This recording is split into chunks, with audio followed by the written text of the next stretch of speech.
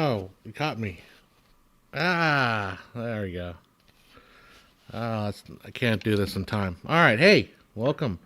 Last stream of 2023. All right. I'm feeling low and slow and down. I think it's because I haven't been live streaming enough, right? That's what I should be doing, more live streams. Perk me up, make me a little more excited to do stuff. All right, so topic of the day, AI in terms of filmmaking. I know, everyone wants to hear more about AI. We're not talked about. How you doing, Jack? Welcome to the stream. I think you were at a Christmas party last time. All right, so I've signed up for the San Diego 40-hour AI film competition, which is an interesting twist on the 48-hour, and it has the objective of producing a film with 50% AI-generated content. That's the goal of the 48-hour AI contest. And I just wanted to do something creative that I haven't done in the last 6 months. It's weird. I was looking at my YouTube content tab, and I noticed I hadn't put out a video in 6 months. It's been a long time. I've been doing live streams. In those 6 months, to be fair, I have done essentially like 4 state of the cities, 3 state of the cities, a state of the district, and just a shit ton of other stuff. So there's a reason why I haven't put out any videos. I've been throwing in a bunch of work. After my mom died, I sort of just decided I was going to just hurtle myself into work. And, that was my way of kind of coping, I guess, with reality, was just to work like an insane amount and say no to nothing. Now, then again, that's part of also the freelancer's curse, is that if you do it long enough, you realize you got to take all the work you can because there's going to be dry spells. And I'm living through a dry spell right now, but then again, it is holiday, so it's always a dry spell no matter what you do, unless you're an event planner. So I just been busy with work. So I decided I really, really wanted to make something creative, and I thought the 48-hour might be a good way to do as an outlet, just to do something creative and not have to invest loads of time into it and not see any reward for possibly months or years. 48 hours. I decided to do this. I saw this 48-hour AI competition, so I figured, well, why not? Let's see what AI can do. So I've been, in the last week or so, around Christmas time I've been kind of slowly digging more and more into AI technology. AI creation of video. There are 18 folks. Say hi, guys. And it feels kind of slow in here. So unless I have a weird like slowdown setting on this thing. Let's see. Make sure I don't do that. Should be able to say hi. Anyhow, so I've been digging into AI development as far as video. I've been kind of doing a lot of AI imagery for a while. I really do like the AI generative fill in Photoshop. As far as doing certain kind of tasks, kind of remedial tasks, it's very good. Like cutting people out of stuff and just basic everyday Photoshop stuff. It's been very, very good. Oh, there we go. There we're getting some chats coming through. Oh, I got it on top chat. That's what's going on. There we go. Simon says, happy holidays, happy new year. Well, happy new year to you too. You guys are almost there. You guys will get there before we do. These are the last people on the planet to get a new year. I'm not kidding. It's just reality. It's the way the world turns. Literally. Anyhow, so I've been digging into AI video for a lot. And I saw this post by Action Movie Dad. And if you haven't followed his on X, he's a pretty good follow. And he was showing off some cool things that he was doing with AI video. So the way AI video in this current state at the end of 2023 works is realistically the best thing you can get out of it is you have to feed the video some sort of prompt and it will generate some motion out of it. And that's really the best you can do. So what you do is you start off with like a Mid-Journey, I've been starting to get into DALL-E, which is the ChatGPT version of AI image creation. I find that DALL-E tends to be more, if you want something that is more, if you want something that's more follows your description, DALL-E tends to be better at understanding what your prompt means. So an example would give you, like, imagine a middle school room, like a typical classroom, with all those little, desks, little chair desks, right? Those middle school chair desks. And then each of them filled with bees working on a homework. So like rows of desks in a school room filled with bees, giant bees sitting there working on their homework. All right, now if you throw that to Midjourney will create something weird and bizarre and frankly very cool, but not necessarily a room full of bees sitting at desks doing their homework. But DALL-E's very literal. It will give you exactly that. And I find that DALL-E, if you have a better sense of what you want, DALL-E might be a good place to start. Midjourney is a good place for more fanciful stuff. Somebody's trying to call me now. Probably my friend Chris. I'll talk to him later. Or I'll text him real quick. But anyhow, well, I can't text while I'm on stream. That's not right. He's asking me. I'm at the office doing a live stream. Come on by if you want. There we go. All right, there we go. So, what was I saying? DALL-E is more. So what you do, you start with these programs like DALL-E, Midjourney. Leonardo the AI is kind of neat if you want more of a stylistic, like particular Leonardo style. Chris Fleming, who's that? Huh. Probably Chris Fleming's probably watching. He's like, why are you telling me who's that? It's me. Oh, there it is. There's the bees in the desk. There, Chris Fleming just sent me there. Yeah, the bees in the desk. Yeah, so there you go. Bees in the desk. Chris Fleming is watching it on the live stream. So DALL-E tends to be better at doing that. Chris Fleming there you are. Bullet Science. Is that you, Chris? I think so. Chris Culp. Okay, cool. Plans, family. Okay, so he's on this. He's out somewhere else. All right, no worries. What am I saying? Bees at desks. Enjoy those bees. Yeah, so DALL-E tends to give you what you want quicker than Midjourney. Midjourney tends to become more fanciful, more like Tim Burton-esque. And so anyhow, so what you do is you start with that. You create the image through that way. Then you feed that image as a source to something like Runway ML.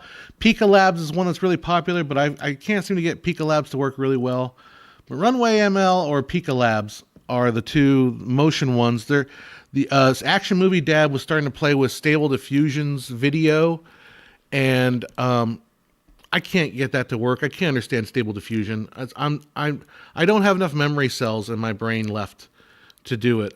I just don't have that energy to figure it out. It's just too complicated for me. So, and also probably my laptop that I was playing with, it doesn't really have the power in the video card to handle Stable Diffusion running locally on a machine. So anyhow, you run it through there, and then that's the workflow for doing AI video. However, now to be fair, so Action Movie Dad posted this video. I would pull it up. Let's see if we can pull it up. He's showing this video. Is it x.com? Is that Twitter? x.com. Yep. All right. So he was showing off this video. I'm got two notifications. Probably one guy that was like, probably one guy got into it about copyright because this guy's an idiot about copyright. I gotta scroll down a little ways before I find the video. There it is. All right, so I can show you my screen here. Boop. All right, so here's that video that he was showing of the AI. And you know what? It looks amazing. It really does. If you're watching it on a small phone, once you watch it like full screen, it you start revealing all the little problems. Bubbles kind of morphing. It gets really bad here when we start, notice her face is off, arms like, the faces get really fucked up now. Like they're just bizarre. What the hell? You know, so when you start looking at a bigger screen, you start realizing that AI video is very much still kind of a long ways to go, like and I'm not even sure if it completely be able to get past the thing. I love this. And that's when he's argue with me about copyright. Why would you license what without NDA in place? I'm not sharing with you. Why wouldn't you just take it? It should be, after you have access to NDA, you can't steal it. Yeah, so I want to NDA everything anyhow. It's funny because somebody was arguing with me about copyright. Like you don't need copyright. You just license everything. Everything's a license. So then you're going to make agreements to license everything. So what guarantees the license? License is copyright. Anyhow, I'm getting tired of dealing with idiots as far as copyright is concerned. Anyhow, what am I going on to? What am I rambling about? This is a ramble stream. Sorry, guys. This is completely rambling. What do you want? It's the end of the year. It's Saturday. So my ending thoughts on AI video. I'm not excited by it. I'm just not. And I watched, so I went down this big giant YouTube algorithmic vomit fest. Basically everybody talking about AI, and there's a couple channels I like called This Week in AI Filmmaking or whatever. But what bothers me every time he talks about it, he keeps saying, well, you know, we are just months away from being silver screen ready. And I'm thinking, you're not anywhere close to being silver screen ready. Like it's not even close. It's so remarkably far away from it. I mean, they're not even delivering SD quality yet. I mean, it's just, some of the people are commenting and saying that. That looked terrible on my 85-inch screen. Yeah, exactly. That's the thing. Like, as soon as it looks great on a phone, when you're scanning Twitter vertically. Oh my God, that looks amazing, right? But when you like make it full screen, if you talk about silver screen ready, like every detail needs to be perfect. Like every detail needs to be absolutely perfect. I mean, as in perfect as in like that's what you intended it to be. And AI is not in the ballpark yet. It's not even close. Like, and people say, well, you know, just wait a year. I don't think it's going to be. I think there's some fundamental problems with the way AI video is created that make it impossible to get there. Like what we need to do, I think, is we need to create a generative AI as far as like a 3-dimensional model world and then render that. Like that's the only way to keep it on track. Otherwise, I mean, you can use it for like weird dream sequences, and that's probably what it's going to be used for. But like if you could use AI to power a 3D model and then render the 3D model, okay, that makes more sense. But not as brute force, take an image and add some animation to it.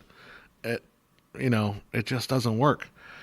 And I want to address one thing Aaron Taylor was saying. So that's the other problem I had with AI. And this is just coming from working with it. And it's not necessarily the soullessness. It's like the soullessness of what it took to get there, right? So, like, I keep equating this. AI is like sitting at a slot machine and pulling the slot machine handle. And, you know, can you make money pulling the slot machine handle? Yeah, you can. You can win big. But how many times you have to pull that thing? And then on top of that, when you win money at a slot machine, it's not like you earned it.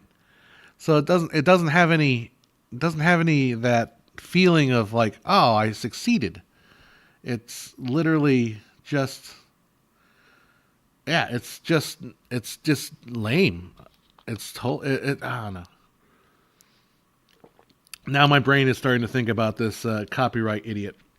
So CEO of a recovery company, but it's not even, it's funny how people, I'm just going to ramble here, but I was on the Scott Adams thing, is talking about copyright, and he's like, you guys realize if you don't have copyright, you have less media. And somebody's now saying, oh, you can just do everything with licenses. Everything's a license. You would just license everything. And the more I think about it, the more I think that's just copyright. You just replace the word copyright with another thing, the license. That's like, anyhow, that's my brain was kind of going on to that. I copyright's sort of my big giant favorite topic because people don't understand it people just don't understand it because they can't see both sides of what's going on. And on top of that, they can't imagine a world in which corporations basically, okay, let me put it this way. I used to have parakeets. I used to have lots of parakeets. I had like 8 parakeets. And one parakeet was just kind of a bitch. She was a big parakeet, and she was just mean to everybody. Just mean. Just nasty person. Well, she got sick, and we just kind of dark here, and was probably dying or maybe dead at that point. And then all the other parakeets would come on and start mounting it and start basically copulating with it, just one after the other. It's sort of a dominance thing, right? And it's just one after the other. They just all group around and just start going at this parakeet. I know this is kind of getting dark. But that's the way I feel about corporations. If you don't have copyright, if a property is public domain, you have a bunch of parakeets lining around, just jumping on top and just fucking it. That's what happens to public domain shit. It's literally, if you had a piece of work that's public domain, and it was popular, basically all the corporations, everybody, all the people that are in the business of making money will just gather around that property and just whip it out and just start going to town just one after the other, just nonstop. They won't even wait. They're just fucking it all day long. That's how I feel about public domain. Like, what's to protect anybody if you don't have public domain? If you have everything, if you don't have copyright, then what is it? What is it? Other than just people abusing the shit out of it. And I don't know about you guys. So I don't know. Maybe you guys have sort of a more, or maybe people out there in the world have a more naive view of art, or at least naive view of like art and mass media and all that stuff. But like occasionally I'll go to this grocery store and I'll find my way to the bargain bin. Like, there's a grocery store, it sells food, but there's like this one like walled off, fenced off box, and it's got DVDs in it, just tons of DVDs. So I go there and I look at the DVDs because I'm like, what's in this bin? Maybe something that I might want to watch. And so I go there and I look at those DVDs and I think, wow, this is somebody's hopes and dreams they spent years making, and it's now sold for $1.99 here in the bargain bin at the grocery store. Somebody's livelihood is now reduced to basically the garbage bin of interesting things. Aaron Taylor says, it was interesting exploring intellectual property laws for a paper I wrote on university examining fan films and how copyright holders respond to these properties. Yeah, it absolutely is. And I'm not, that's the thing. Like, in order to understand the topic, I'm not of the purist. Like, I'm not everything has to be original copyright free. Obviously, I'm not that. Oh, hi. Thank you, Ian, for the super chat. For Merry Christmas, Happy New Year. Always look for. Oh, thank you. Well, we'll have some more content. I'll talk about it in a little bit. But copyright. Let's talk about copyright some more because I love copyright. I'm not a purist in that I believe very strongly in fair use. Like, fair use is the defense against a tyranny of copyright, because tyranny of copyright is a real thing. We should realize, if I copyright everything, if everything's copyright, then people aren't able to make anything, because then they're infringing on something or something or something or something, something. So there has to be a limit. There has to be like a line that separates, protects the freedom of speech, freedom of expression, and fair use versus like oppressive copyright. Okay. So there's got to be somewhere in the middle. The problem is you just can't get rid of copyright, because copyright is very, very good, very, very useful. But we got to have this like play area in the middle where things can still move forward. Fan films, I think, are in that play area. The problem is when fan films become too big. An example I give now that I can give this example I give it to my class. This is an example that is very obvious today. There was a web series called Adult Wednesday Addams. And it was basically a fan film of Wednesday Addams, but she was adult now. She was moving out, move out to the city to try to find her own place in the world, right? One episode, no problem. 1 or 2 episodes, okay, no problem. But then it became a series, and it started raising money. And now it's like $1 million, $2 million to make, and it's still very low budget, but it's a net sensation of an Adult Wednesday Addams TV show that is not sanctioned by the Addams state, the original guy that created it. But they said they had to shut it down. And now we know why, right? Because Jenna Ortega. We know why. We know why, because they were shopping and they were trying to develop their own Wednesday show. And look, we own the rights to that show. We own, that's our property. We're trying to make this deal, and here comes this little, this cute girl, and she's doing Wednesday Addams show, and she's going web sensation. No, you're taking, we're trying to develop our own thing, and you're basically eliminating the possibility of doing it. Now, one might say, well, that's the way it goes, right? But the thing is, she didn't create the idea of Wednesday Addams. I mean, she could create an idea very similar to it. She didn't call it Wednesday Addams. She called it like Josie, Joan. Oh, I'm terrible with names. Josie, the depressed teenager, or something like that. Then, and then had all the qualities of like a doom gloomy girl. Okay, maybe. So, maybe that would work. So, anyhow, that's a very obvious example of why, like fan films are acceptable for a certain limit until they start competing with the actual Tuesday Jones. There you go.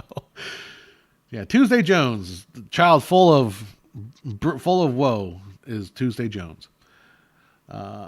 Christopher Willis says, my channel and streams are incredibly informative. Thank you so much. Well, I don't know about the streams. The streams are kind of just rambly, right? Rambly stuff. Anyhow. I think the license might refer to the fee you pay to use an exclusive IP, like when you're officially licensed a product.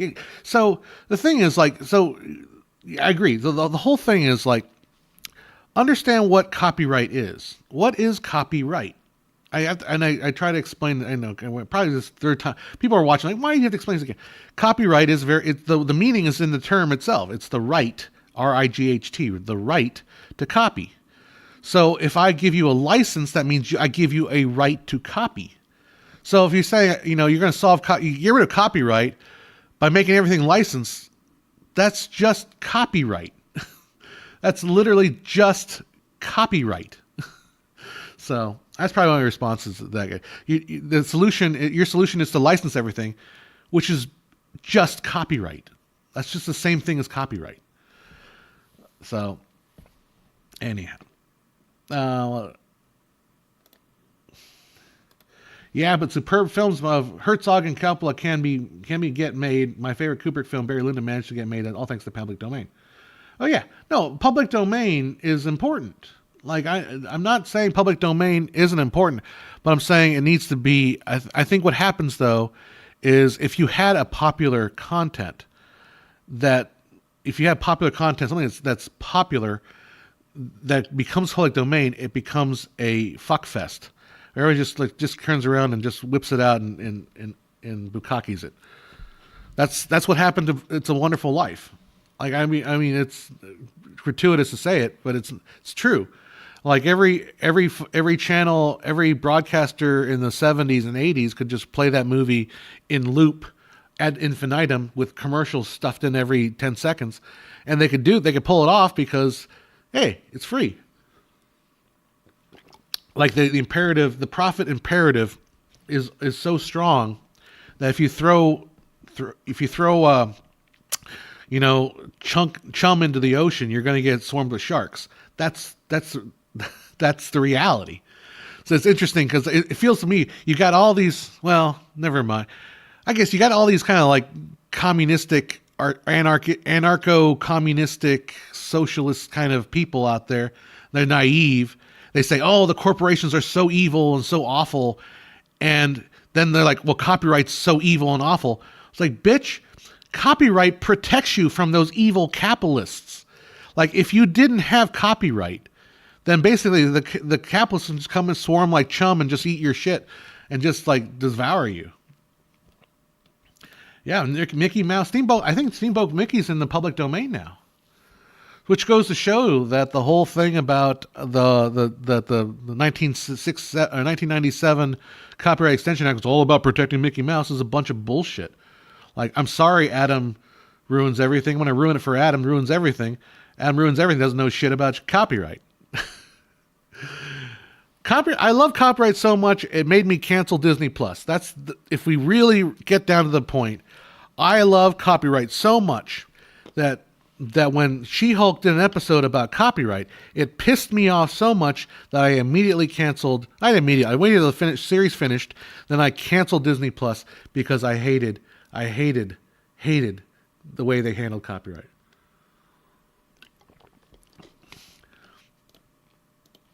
Bullet Sign says, look at Sherlock Holmes and what happened over the last 10 years. BBC, Cumberbatch, RDJ movies, Elementary.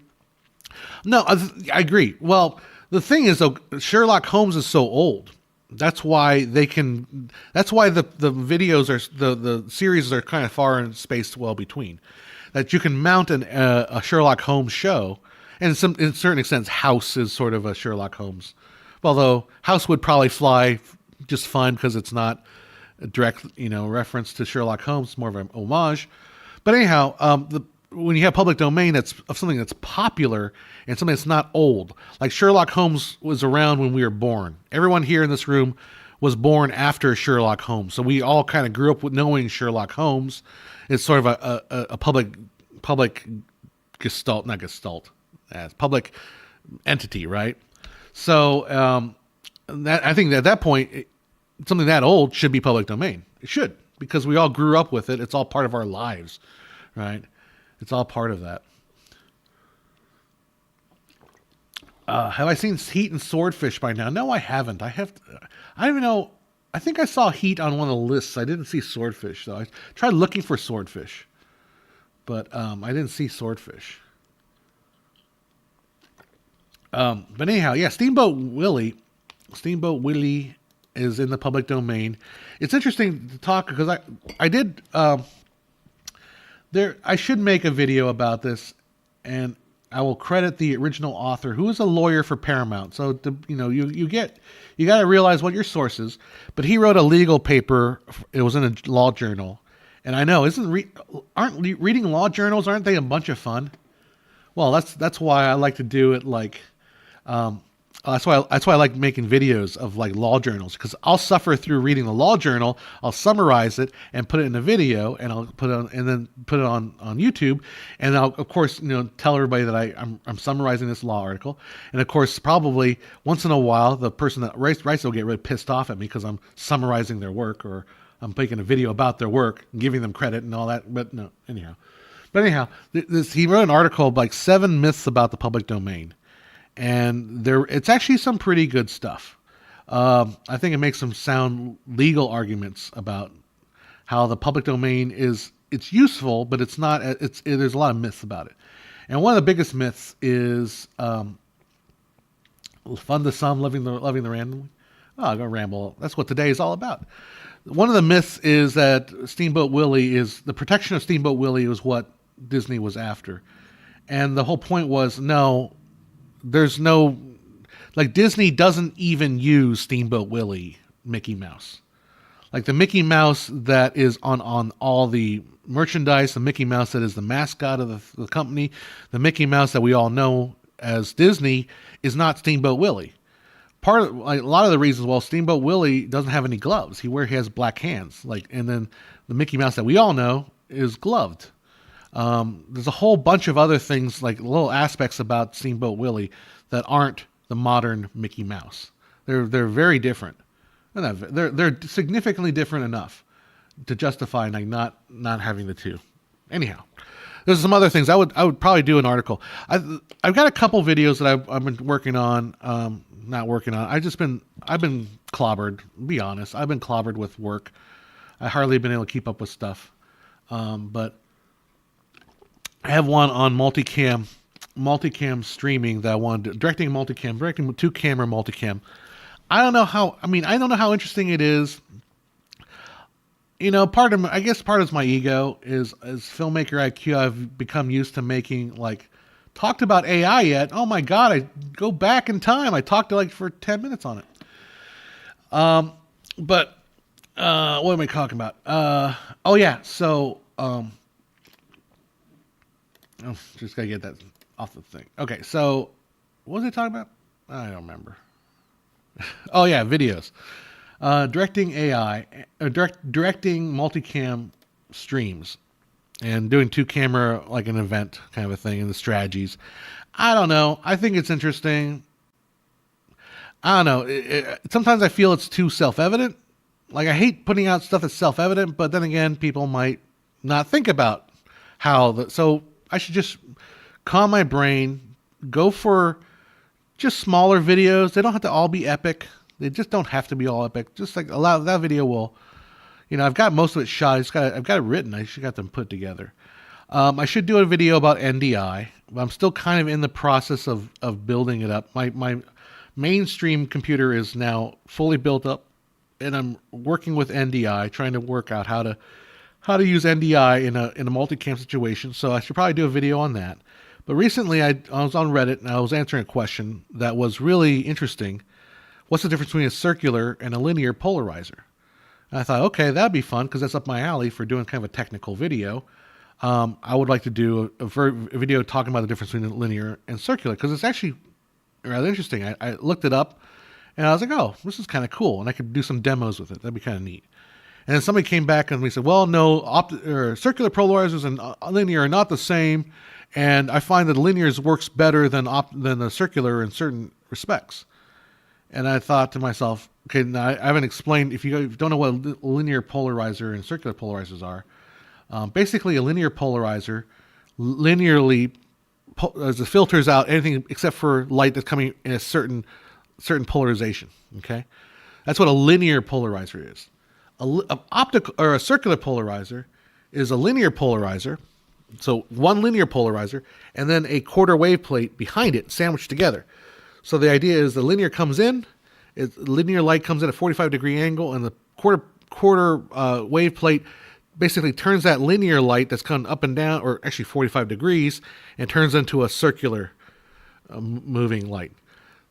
So the reason why you would have a circular polarizer is because some optics and cameras, like certain kinds of focusing tools, in the old days with the film cameras, with the way the beam splitter worked for the video tap, is they would use a beam splitter, and if you take linear polarized light, if it hits the beam splitter the wrong way, it won't reflect, so you get no image. So that's why you would want a circular polarizer. Okay. So that's why you would want a circular polarizer. Today, in the mirrorless camera world, everything's technology, everything's sensor-based. It may not matter so much anymore. But that's what the difference between optical or linear and circular. And then somebody came in Reddit and gave me a very concise, no, they're not the same. I find that linear works way better than the circular. And I'm still kind of new to learning this topic. I'm like, well, why? Why would a linear polarizer be better than a circular? And he gave me and I asked him legitimately why, and he gave me sure, here's the reason, and he gave me absolutely zero evidence that a circular polarizer function worse than a linear polarizer. So the question is a good question. So how does a rotating polarizer work with a filter tray? So the circular circular polarizer, again, starts with that linear polarizer. So you have a linear when you get a circular polarizer, you're buying a linear polarizer with the quarter wave plate. So the linear polarizer just acts like a regular linear polarizer. You just put it in a rotating tray, and then you can just rotate it to whatever angle you want it to. And remember, the quarter wave plate is sandwiched to that linear polarizer, so it rotates along with it. So that's all it is. That's all it is. I think it should be a fun little video to do. I want to see if I can take like a mirror or something and then shine a flashlight and see if I can get the gleam right from the light hitting, and then put a polarizer in front of it and demonstrate the polarizer effect. And I might try to do, so I was trying to wrap my brain around the difference between a how does circular polarizer work in 3D? I know that 3D is very, very much kind of passe now, but it's interesting still.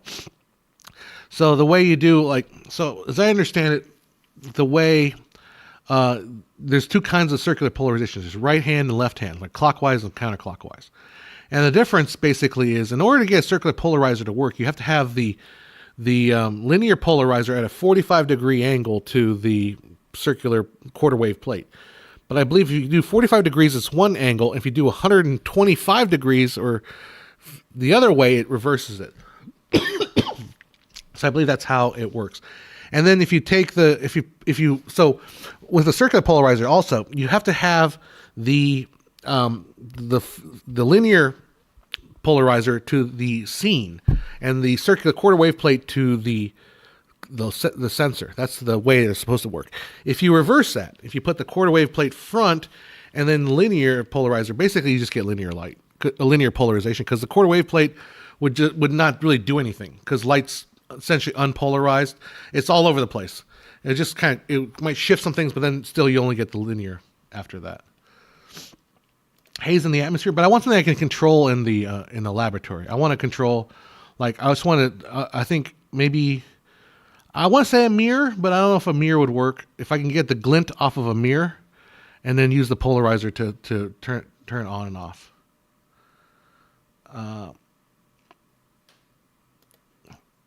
How a CRT screen made for HD would look. I used to have one. I got rid of it. And I had an HD CRT television. It was about this big.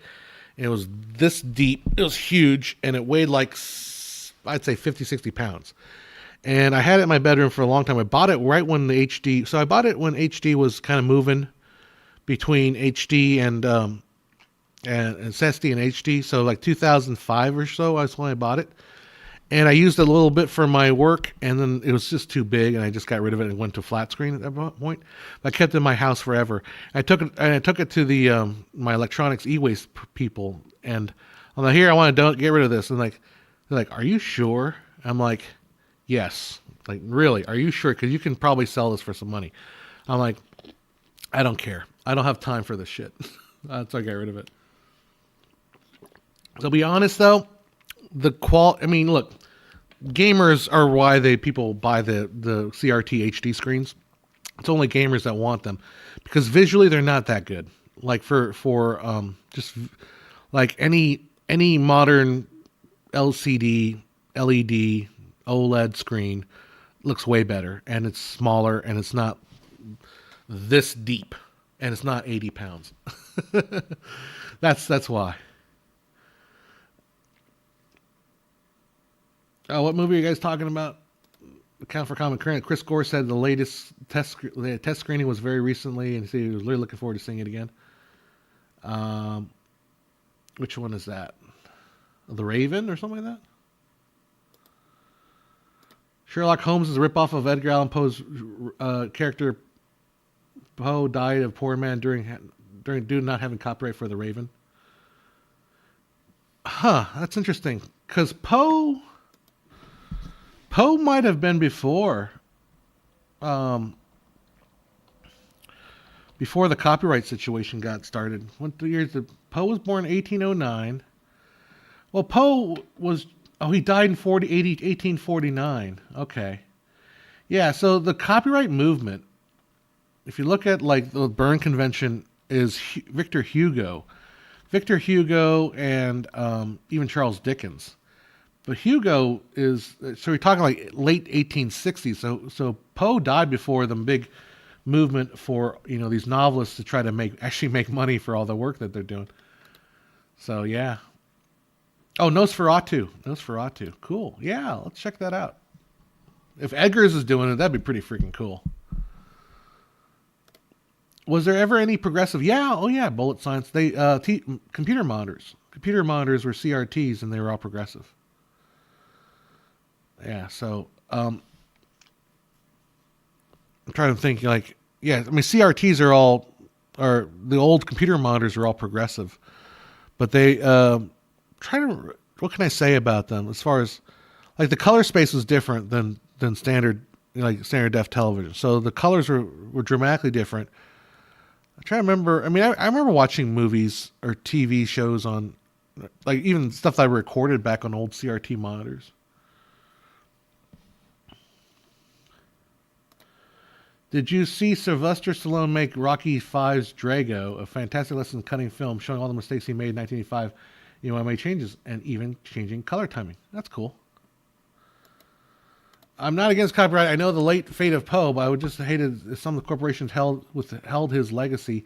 The guy is the most influential writer of the English language ever produced. Why would a corporation withheld his legacy, though? See, the other thing the problem people don't understand about copyright is holding copyright doesn't do any good.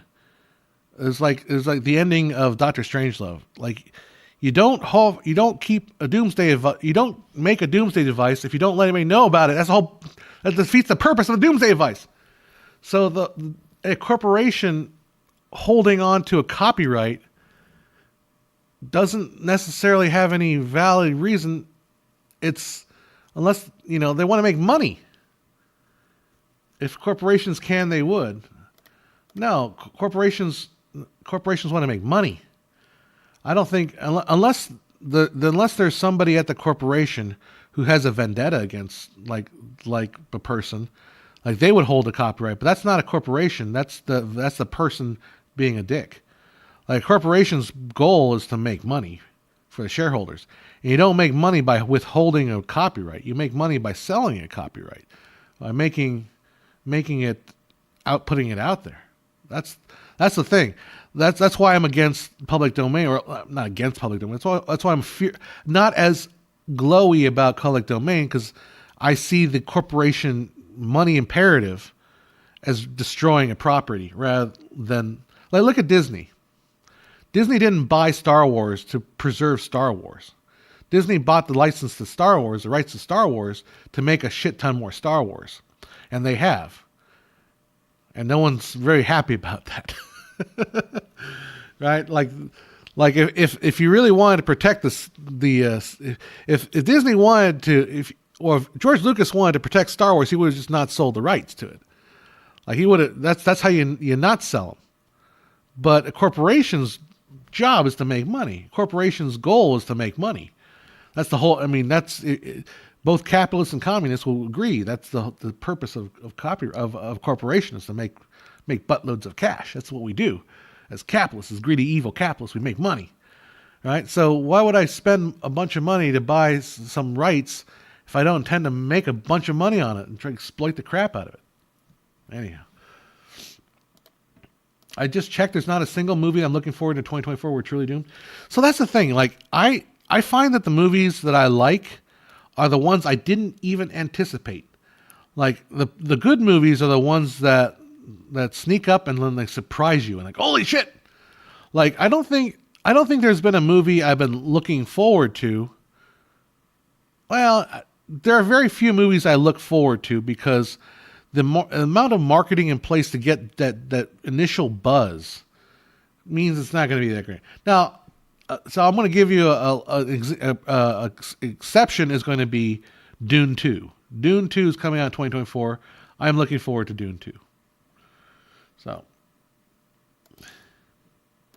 George Lucas shows the importance of copyright. He was criticized for the stranglehold on the IP, not making movies for so long, focusing on books and games. Yeah, that's true. So, Aaron, there's I think it was CGP Grey. And look, anybody that does a copyright video and doesn't do it exactly to my precision quality, I immediately mark them down. But CGP Grey did the whole thing about copyright. And he this is like I would say mid 2000s. And he was like, "Oh my gosh, wouldn't it be, Star Wars is 50 years old or whatever it was. Wouldn't it be great if Star Wars didn't have copyright and that everybody could just make Star Wars movies? Imagine you could have a Disney Star Wars, you could have a Warner Brothers could make a Star Wars. Like, it'd be awesome. Don't we want more Star Wars movies?" And that aged well. That aged real well. So, yeah. I don't know. I think anyhow. How long till someone uses Mickey Mouse Steamboat Willie when copyright expires on Monday? It's Monday. So, the guy I like, the Dilbert creator, Scott Adams, already put Mickey Mouse in his comic. His comic is, like Steamboat Mickey goes to work for the corporation, and let me see if I can get the joke. I won't share it because, not that he's super strict about copyright, but I won't. But when we're talking about copyright, I'm not going to share the comic, but I'll read it if I can find it. But yeah, so he already did a video or did a little comic strip, and the thing is, Steamboat Willie's been in tons of shit in it already anyway. Let's see here. And, there's an argument to be made, too, that you can also say that is essentially fair use because you're commentating on the fact that he's public domain. Here, let's see if I can find it. Oh. Where is it?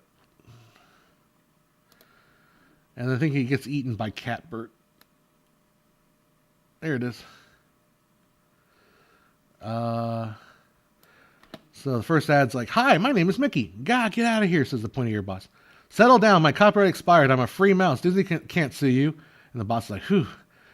Now, can I get a job here, or do you discriminate against black and white characters?" That's a gray area. So, and it's literally the Steamboat Willie animated thing. So, the thing is, though, like, you've always been able to use Steamboat Willie. You've always been able to use Mickey Mouse to an extent, as long as you're commenting on the Disney Corporation. That's part of what parody is. I mean, there's a level. You have to make an argument for where the line is. Like if I'm having Mickey Mouse like crushing a bunch of child slave laborers, okay, that's a commentary. And that's a parody. It's not, well, it kind of is parody, but it's a commentary about the Disney Corporation, and that's perfectly allowable. What I can't do is make my own Mickey Mouse adventure story.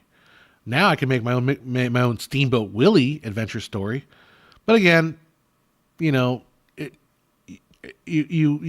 question like the purpose of that, the objective of making your own Steamboat Willie thing. Anyhow, all right.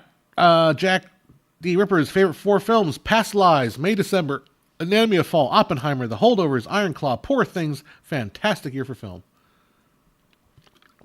I would say it's pretty good.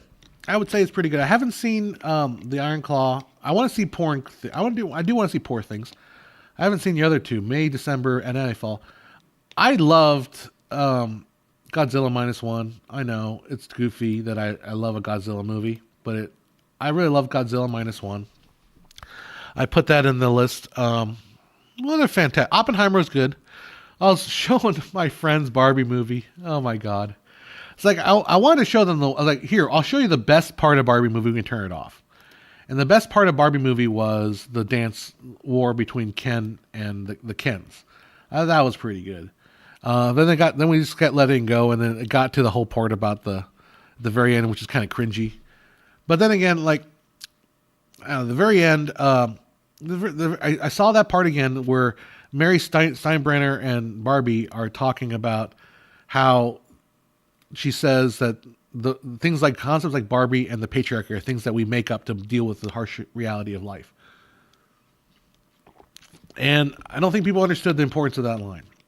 Chris, my guy friends, they're a bunch of guys. So what do you expect? Yeah, Godzilla's good. Go see Godzilla. Iron Claw. I'm just not into wrestling, and Iron Claw just feels like a lot of bulky dudes, and I don't know. Abused Jesus. I hate my phone. Oh, did you abuse something? South Park did it with Mickey abused. Oh, the Jonas Brothers. Yeah.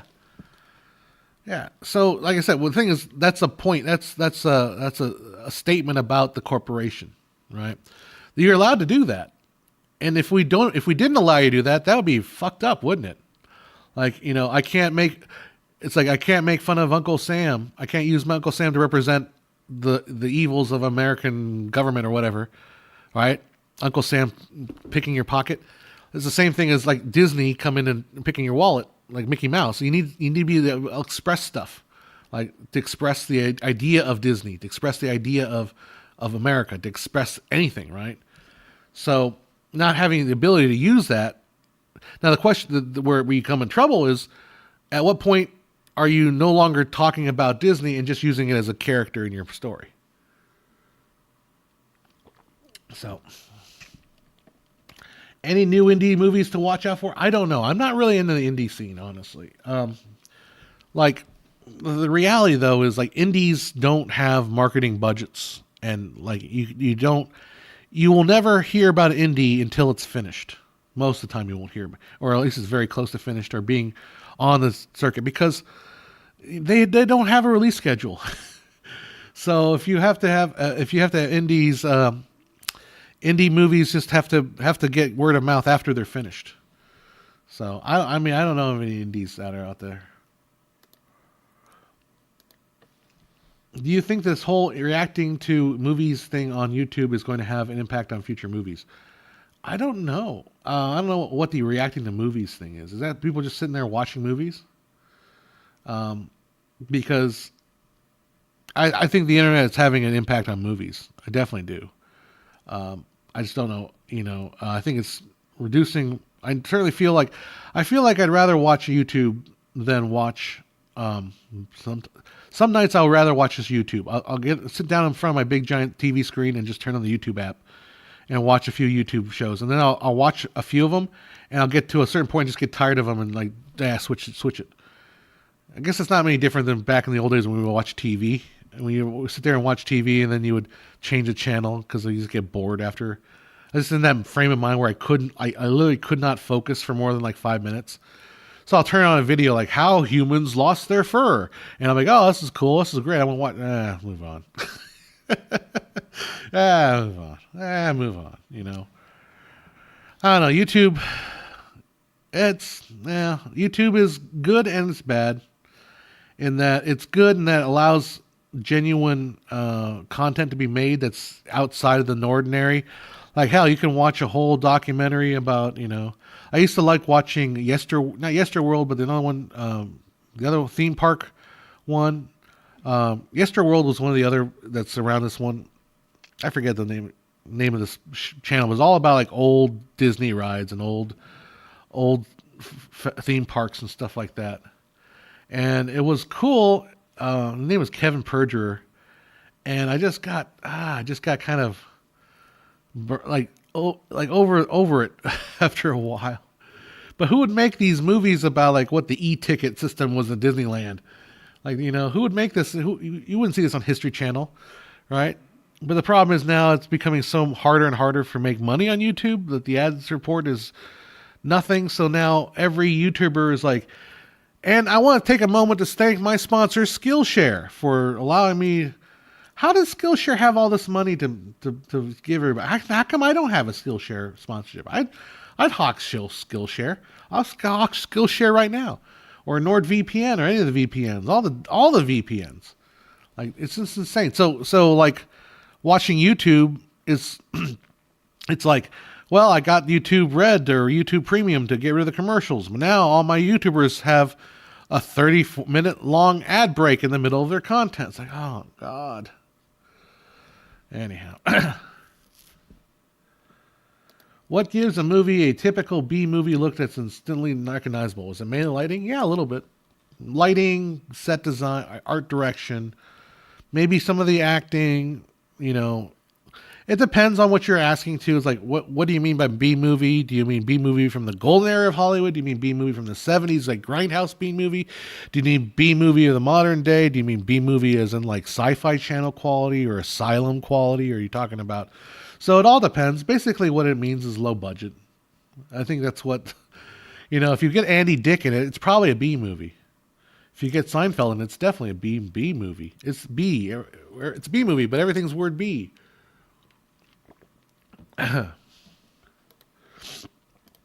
I felt the whole anti-woke commentary channels are scratching the bottom of the barrel for a couple months now. Could not imagine making a career watching doing things I hate. Yeah, I talked about this too, didn't I? Like a few months ago, when I actually talked about when Barbie movie was out, was the whole what do you call it? Audience capture. Stole your B movie joke? I know I did. Audience capture, right? Like audience capture is where you get turned, you are forced to do what your audience demands you to do. So like, well, I don't know, if there's if they made a high frame rate movie, I'd probably have to watch it, right? I'd have to. If Ang Lee comes out with a new 120 frames per second movie, who's going to go see it and probably going to have to watch it twice. It's because of audience capture. Not that I have any interest in seeing it, but I mean, I feel like I don't know. So if you guys remember, do you guys remember that this year we had an Avatar movie? You remember that? Anyone remember that? Like, I'm just amazed how fast Avatar leaves our imaginations. Like, when Avatar came, it was like everyone was like just shoving in your face that Avatar is a cultural phenomenon, John. You need to know it's a cultural phenomenon. They shove it in your face. Nefriti, blue people, right? They just shove it in your face and your ears and just Avatar, Avatar, Avatar. Ooh, Avatar in your face, Avatar. You got to care about Avatar. You got to care about Pandora. Not the app, but the planet. You got to care. You got to care so hard, people. And then like, oh, you got to care so hard. It went off to make like $3 billion. Avatar key bag. Yeah, you could go to the store and buy Earl Grey Avatar tea bags that you would just shove in your mouth, right? That's basically what Avatar was. But no, yeah. Oh yeah, Aaron Taylor. Yeah, Avatar was last year, but it was last year this time. So it was 1 year ago. So a lot of people saw Avatar during, it was like December 20th or whatever. So it was like a year ago, but it was technically this year. And I remember like being friended online with the guys that made that technology with a variable frame rate. And they would say, oh, this is the future of this is going to be the future of movies, guys. It's variable frame rate. It's going to be the future of movies. What has happened with it? Zero. Not a goddamn movie came out since that uses that technology. Why? Because it sucks. And I told you it would suck before we went to watch the movie. I told you it would suck. But you assholes online with your, it's going to be a game changer. It's going to be a game changer, John. Don't you understand? Filmmakers can now go on there and microscopically determine the frame rate of every single shot. It's a fucking game changer. And guess what's happened? Not a goddamn thing. Not a goddamn thing happened with that technology because it was full of shit, and I told you that from the beginning. Jackie River said I didn't even watch it. You know what's funny? I talked to my class about, I did a whole lecture on frame rate, and believe it or not, the students actually didn't completely fall asleep. Some of them did, but most of them did not fall asleep. Now, it's a college course. You don't have to go to college course if you don't want to. You've already paid your $200 or whatever it costs to go to college course. You've already paid your money, so you don't have to show up or not. It's up to you. But I said, hey, so anybody saw the new Avatar movie, the Avatar 2, and not a single one of my students, I had 20 students in the class, maybe 18 that day, maybe like 16. I'd go down a little further. Not a single one of those students saw Avatar 2. And yet you must know it is like is it number one or what is the Avatar 2 box office, right? It's like, what's the box office of Avatar 2? Was it like 2.5 billion or something like that? Box office. There we go. $2.3 billion worldwide. And not a single one of my students saw it. You know why it's $2.32 billion? Because I reviewed Avatar 2, and some asshole from Australia came on there and said, you can't review Avatar 2 if you don't see it in the highest quality possible. You can't review Avatar 2 unless you watch it in IMAX Dolby Vision. Fuck you in the ass. experience that costs you like $40 a ticket. Like your audience deserves you to go and tell the world how it really is, unless you watch it in a fucking mortgage your house and pay for a ticket to watch it in the theaters. Like, how dare you watch it in a standard format and review it? How dare you, John? You wicked person. How dare you watch it without spending $25 for the IMAX version? How dare you? That's how you get $2.32 billion. You tell people that you must see it you must shell out $40 to go see it. That's how you get the $2.32 billion. I am now on my soapbox. I have to get off the soapbox or else I'm going to hurt myself. But yeah. All these people tell me, it's a game changer, John. It's a game changer. Thomas Hines, $2.32 billion to be precise. And yet he has not seen Avatar 2. Yeah, listen to me rant. I want to listen to every fucking people. I'm like the red flag. If you go on YouTube and you see this is a game changer, immediately discount that person from ever. Like, I mean, if you hear the word game changer, you just got to stop and say, no, it's not a game changer. You don't even know what the game is. Game changer. Look, I have technologies around me that are kind of game changing. I think NDI is kind of a game changer. It definitely is a game changer. Like NDI for multicam productions is definitely a game changer because now I don't need to run SDI cables. So the game has literally changed. That's a different game. Now I'm dealing with IP internet. And I'm dealing with all this shit with IP. The problem with IP, though, is now you have like packet loss and you have like synchronization issues. So it's a different game. I get it. It's a different game. It's a game changer. But this is not a... Yeah, name a single other movie that has utilized that frame rate whatever technology that they use. Not a single other goddamn movie. That thing, and they had the gall to try to sell me on Twitter, like, oh yeah, John, I think you're really impressed by this. Like, no, I'm not. I saw your shit and it looks like crap. All right. Cardio aerobics. Amen. Avatar was a game changer. There you go. Oh. So anyhow, yeah, I've been watching a lot of those AI videos this week in AI news, and I think he's a nice guy, and he's got 100,000 subscribers now. Good for him, but such bullshit. I don't know.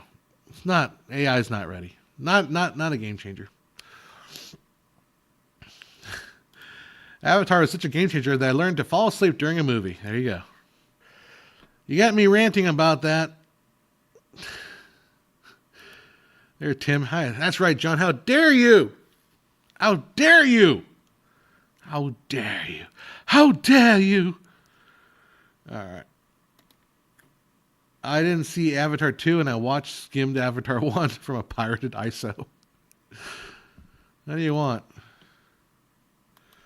The worst part of Avatar 2 is once the kid started talking to the whale. You know, in a different kind of movie, that would be a fun thing. It feels like an LSD inspired movie with kids talking to a whale. That'd be kind of cool. But it's a blue kid talking to a whale. Oh man. All right. Petrosexual asked this question before and I missed it, so I'm going to answer it now. If I had to kill one genre from the current cinema in order to make cinema great again, what would you do? You gotta make it great. Gotta make it very good. Everyone says I make the best cinema. It's just, how do you do it? You just always winning. Make cinema great again. How would I kill? What do I do? What genre would I get rid of? I'm trying to think. I'm gonna take it seriously. We're gonna see the political way would say I would never get rid of all genres are fine, and that everybody should be able to make enjoy whatever cinema they so desire. If you want to watch Cannibal Holocaust, you can go ahead and watch Cannibal Holocaust. You want to watch Salo, 120 Days of Sodom, you go right ahead and watch 100 Days of Sodom. Join your latte sipping friends for an evening of delightful cheer and whimsical fever as we watch Salo, 120 Days of Sodom. So that'd be the proper politically correct answer. Say I would get rid of none. So if there's one genre of now, if I were to make it like broader, right? If I would make it super broad, I would say skateboarding videos. Like if we could just kill skateboarding videos, that would be cool. But then again, that's not probably what you're asking. You're asking for a genre of cinema. So what genre of cinema would I go? Would I eliminate?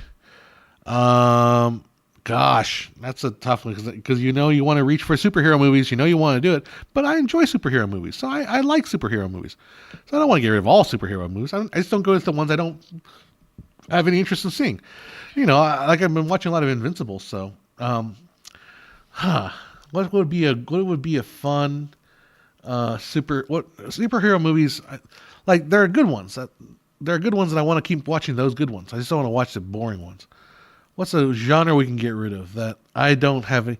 You want to reach for romantic comedies, but romantic comedies are fun, and I like women, and I like looking at women. I want to go see, because Chris Gore was talking about how that movie with what's her name in it, Sydney Sweeney, has got a lot of Sydney Sweeney in it, if you know what I'm saying. And yeah, Sydney Sweeney is a very, very attractive girl. Very attractive girl, and that's a romantic comedy. And I showed my friends the best part of No Hard Feelings, which everyone knows the best part of No Hard Feelings, right? It's a very good scene. It takes place on a beach, and it involves Jennifer Lawrence beating the crap out of people without wearing any clothes. What would be one genre that I would get rid of? What's one genre that I completely stay away from? I don't know. What is one genre that I've never watched or have no interest in watching? I guess, extreme horror I don't have a problem with either. I don't know. Yeah, naked beach fight. That's definitely the way it is. Yeah, I showed my friends that scene. It's a great scene. It will go down in history of one of the best scenes there are. Gosh, I don't know what. Okay. Now we're gonna. If we start reaching into the realm of, okay, the genre I would get rid of is very specific. It's phony exploitation movies. That's what it is. It's exploitation movies that aren't exploitation. I know that's very, very bizarre, but they're the ones that are the most annoying. And I guess that would fall into like maybe asylum stuff. But it's stuff that is like, it's movies that are that want to be exploitation but aren't, because they're too either like frigid or too like pathetic to go full on exploitation. So an exploitation means like we are exploiting. It is a movie not made for any particular, artistic, striving for artistic quality, but it is a movie that is meant to just titillate and get the audience to cheer and have a good time. Okay, so exploitation movies can be very, very fun, right? I'm feeling I'm turning into Quentin Tarantino as I'm talking about this. Very, very fun, right? So I rewatched most of Russ Meyer's Super Vixen the other day, and thinking just how extremely exploitative that movie is. It's silly. It's insane. It's just weird. It's extremely exploitative. But the movies that are made for cheap that are not exploitative, that are trying to be exploitative, and the reason I'm thinking about this is if you guys watched the recent Red Letter Media Christmas ones, where it was like Christmas movies that are like formulaic Christmas movies. The one called It's a Wonderful Knife was one of the movies. Holiday themed horror movies. Yeah, but they're exploitative, but they're not really exploitative, kind of a thing. So that's what I was going for. Yeah, fake exploitation. That's the genre we can get rid of. Yep. Yeah, so that's what I was thinking of immediately because I watched that last night. Was that Red Letter Media video? Yeah, AI and the fake when Mike says that he feels like it's written by an AI, he might have a case. I've had. This year alone, I've done projects for city governments where I swear, looking back at it, that script had to be written by an AI because it was so wordy and so not in the voice that most people talk. It's really, really bad. I would get rid of musical and Disney animated films. Okay, maybe not. Maybe not Disney. I get it's tradition, but everyone was limited by type trying to ape the success of Renaissance of the great music. Yeah, you know what? Maybe the problem with that with Disney is that they're no longer like the whole Mermaid and Aladdin and Beauty and the Beast and all that came about by bringing in people that were experienced in Broadway to bring a Broadway like envelope into the Disney animated genre. And then that became its own genre. And now it feels like Disney is now not taking the idea of the Broadway musical, the elements of the Broadway musical, instead kind of the people working at Disney are trained on the Disney version of the Broadway musical rather than going back to the Broadway musical version. I don't know if that makes sense. I ended up watching. I drove back yesterday because I took my Cine lens to Canon to get it repaired. I had to repair it. A little part broke off, and it was $100 in parts. Like, oh, thank God, $100 in parts. It was $1,200 in labor. So, but it's a $5,000 lens. So like $5,000 new. So it's a worthy thing to fix. Is worth it. But I was listening to, for some reason, I got my mind into, that's what it was. I was talking to a friend about doing a dance sequence, a dance number. So I started looking into things, and I started going down the path of like looking up cabaret and the history of cabaret and all that stuff. So anyhow, my point of all this is like maybe Disney should go back to not necessarily like pull from not from Disney musicals, but pull from musicals. Like go back to really grassroots stuff. Anyhow, what? All right, where's Aaron? Oh, I'm going to have a movie night tomorrow for New Year's Eve. Which movie should I go for? I'm thinking Wolf of Wall Street. Some people attending haven't seen it. Oh, there you go. Wolf of Wall Street. You got to start Wolf of Wall Street. What, like at 9:00 in order for it to be over by midnight? You can do Wolf of Wall Street, or you can do. I think you should do a Neil Breen movie. Like Neil Breen movie is definitely good to watch. Film Threat D-Files or article is a good read. They're going to wrap it up around January. I haven't read it. I saw one of the videos talking about it. But yeah, I think I would recommend that too. I like Film Threat a lot. I'm starting to warm up on them. Disney has lost some of its magic. Yeah, Disney. I think like Aaron was saying, look up the D-Files. Disney's copyright. We just talked about it. It's not the copyright to Mickey Mouse. It's copyright to Steamboat Willie. There's a difference. Don't do it. No, Neil Breen movies are amazing, Tim. I know who you are, history enthusiast. You revealed yourself. You have to watch, what's the first one he did?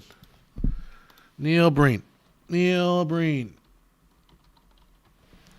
first movie he did was Double Down. Was it Double Down? Yeah, watch Double Down. Here's how you should watch Double Down, though. Double Down is made in the vein of a Kubrick movie, in that it has extremely long parts where nothing happens and it's just atmosphere. And then when you watch Double Down, let everybody know that you can say whatever you want in this film. You do not have to be quiet, because Neil Breen almost instinctively knows to put long stretches of silence in his movies so that people who will watch it can make their own comments and make fun of it. And I think Double Down is probably the best film of all time ever made. Fateful Findings is the best party movie. I think that's the one Neil Breen movie I did not see. No, I saw that one. That was the one where he he just goes off on the government at the very end. I did not see Twisted Pair or Cade. Cade's the newest one. But Twisted Pair, I don't think that's the one where he gets all green screen crazy. India has a more estimated population. Really? India has like 1 billion people? I gotta look this up now. India population. 1.4 billion. Holy crap. I did not realize that. I thought it was in the 700 million still. Well, that's my understanding was, I guess, in the 1980s. Wow. Good and bad for India, for basically, because that's a lot of people, and a lot of people are pretty poor. India have 2.9 million poor people than China by mid 2003. I guess that one child policy sure worked out for you in China. Well, there's a lot of people, a lot of mouths to feed. Trying to indoctrinate more people than Neil Breen, John. Shame, shame, shame. Bruin Flight says he'll collaborate with Breen. Everyone will collaborate with Breen. 3 billion people in 2 countries. I know. It's a lot of people that want to see movies, right? Yeah, make some Indian movies. Although the Indian movie industry is pretty healthy, I imagine, right? Because Bollywood and all the other something woods. Like, don't ever call RRR a Bollywood movie. If you do that online, you'll be corrected so fast. It's insane. Watching the trailer for Double Down, I think it just gave me AIDS. It's amazing. You'll love it. Neil is a breenius. The most subscribed YouTube channels are in India. There you go. That explains it. Indian. I just had Indian food this morning. No, yesterday. No, today. I had it today. Shoot, my God. I made myself a chicken tikka masala, which technically may not be Indian. It might actually be more British than Indian, but it is definitely very Indian inspired. Any thoughts on the Napoleon movie? Haven't watched it. Haven't surprised by any response to it. I'm not surprised by any response. I haven't seen it either.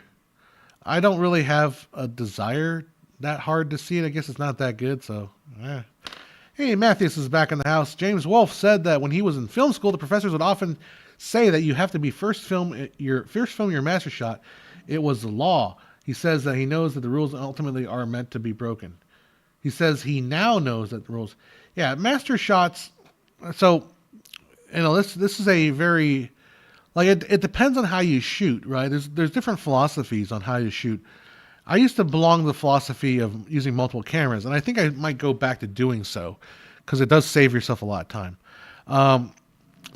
In television, as I understand, there are oftentimes more than one camera rolling, like A, B, and oftentimes a C camera. If you look at the credits for any TV show or any kind of movie, really, you'll see like operator A camera, operator B camera, and C camera. And it's not necessarily that you have the cameras. So if let's say you're talking a 2-shot, like two people talking to each other, like in a diner. Let's do a diner scene, 2 people talking to each other. And you might, like the traditional stuff, you might do a master shot of both actors talking to each other. And then you run the whole scene all the way through. Then you would move everything around to just, okay, now we're on actor A, now we're on actor B. So actor A we'll do the entire scene over again, but now we're doing a close-up of actor A. Then we'll do the entire scene again, close-up of actor B. Okay? So that would be the traditional, like, old school way of filming the coverage. At least this is my understanding. I mean, I don't have a humongous amount of experience. This is just what I've gathered from it. Now, the newer technique, as I understand it, is to let's shoot 2 cameras. So now let's say we start with our master shot. So we'll start with the master shot with one camera shooting a master shot. Then one camera might be on one actor. So we're essentially going to be capturing two angles at one time. But then let's say we move into the actor A. So now we're shooting both cameras. We're shooting both cameras shooting the same direction. So camera A might be a wider framing. Camera B might be like close up on his hands as he's fumbling with his coffee cup, or close up of his face, or maybe slightly more of a side angle. Just gives you more coverage because you have 2 cameras, more coverage, same amount of time, same amount of takes. So anyhow, that's kind of what that's where we're going. I don't know, it's a long way of going around. Yeah, shooting multi-camera means lighting for not necessarily. If you shoot multicam in a way that if they're both the same angle, you can still light for single camera essentially. I mean, I get your point. You're still, you can kind of get everything dialed in for one camera. The second camera may not have precisely as good a coloring, but you can use it for like a flyaway or even closer close-ups, and that can give you like multiple framings of the same angle, even though you're lighting for one angle, right? You're not lighting for both. But then again, lighting, you know, I don't know. It all depends on how what are you trying to do? What is your time? How much you have time to do, and that kind of thing. But yeah, shot and reverse. Yeah, not necessarily shot and reverse. I think that's what most modern like television shows operate that way. 2 camera, 1 angle, just different framings. Different framings, maybe slightly different angles. But yeah. Yeah, the point that James Rolfe made is that the film school could be too dogmatic. Scott the Woz, another YouTuber, said that some of the greatest shots in history break the rule of thirds in many ways. Oh, yeah. Yeah, no, school in general can be very dogmatic. Like filmmaking in general, even if you're talking like online, it's very dogmatic. I don't know. So another topic one of my passion topics is depth of field. And so when I discuss depth of field online, like on places like Reddit, it's always a shit show. It always is. It's always a shit show because people get extremely dogmatic in the way they present topics. And so my big revelation, I think it's one of the revelations that's a little bit shrouded in mystery. It's mostly understood, but it's still not fully understood, is the idea that depth of field is perceptual. So that depth of field is not the same, like everything in photography is essentially boils down to perceptual. If you're talking about things like depth of field and talk about what is a normal lens, like I was kind of annoyed the other day because I got a comment saying, I don't know if you're right and I don't want to bother thinking about it. I'm like, immediately, I don't want to talk to you. I don't want to address your comment because you obviously don't have enough interest to actually figure this topic out. It's like, well, you know, here's how you figure out depth of what a normal lens is. You just look in a camera and if you look outside, if it's the same, that's a normal lens. Well, it's like, that's one perceptual way of doing it. But what happens if you blow up the image? Like everything's perceptual. Like people going on. I remember reading these people just go off about like, oh, hyperfocal distance doesn't exist. It's not a real thing. Well, it's like because you don't understand it because it's all perceptual. Again, anybody that's not fully involved with my discussion of what perceptual means is like, what is John talking about perceptual? I'm just saying that depth of field, along with normal lens, stuff like that, is based entirely on how you look at the image. If you look at an image that's very small, it's going to look different than an image that's very big. And because of that, the two differences change what depth of field is, what normal lenses are. Anyhow. Oh, thank you. I was thinking about making a new video about depth of field, honestly. But thank you, though. I would want to reapproach depth of field with everything I've come up with over the many different topics, and just make a more like concise depth of field video. PTA said that film school is pointless, and you can learn more about filmmaking by listening to the commentary on Black Day and at Black Rock. The only thing I wish I had, though, was the community support that I would have gotten if I had gone to film school. I wish I had that. Like, I wish I had more people that I knew in the film industry, that kind of thing. Like, I oftentimes think maybe I should go to USC, get a master's in film or something. I mean, I don't know how much it would cost. Probably in the neighborhood of like $100,000, and I don't want to spend $100,000. I just don't. You know. Surprisingly, my favorite entertainment of the year was watching Man United fans ranting and weeping on YouTube. I wonder if 2023 Hollywood features are simply due to the quantity of competition. Well, don't forget we had the strike. So part of the problem was the strike basically put, like, there was no marketing for any movies for a good half of the year. Well, not half of the year, but like literally like 3-4 months. And that puts a damper on like, so like, I know this Christmas release season was bare bones because no one had anything to release because no one wanted to release anything with no marketing. So, you know, that's why it feels so kind of doldrums right now. So the strike kind of fucked everything up.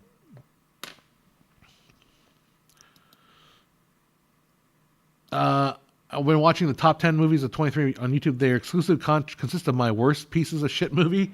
I think we're fucked. Yeah, maybe. Like I said, the strike probably messes all that up.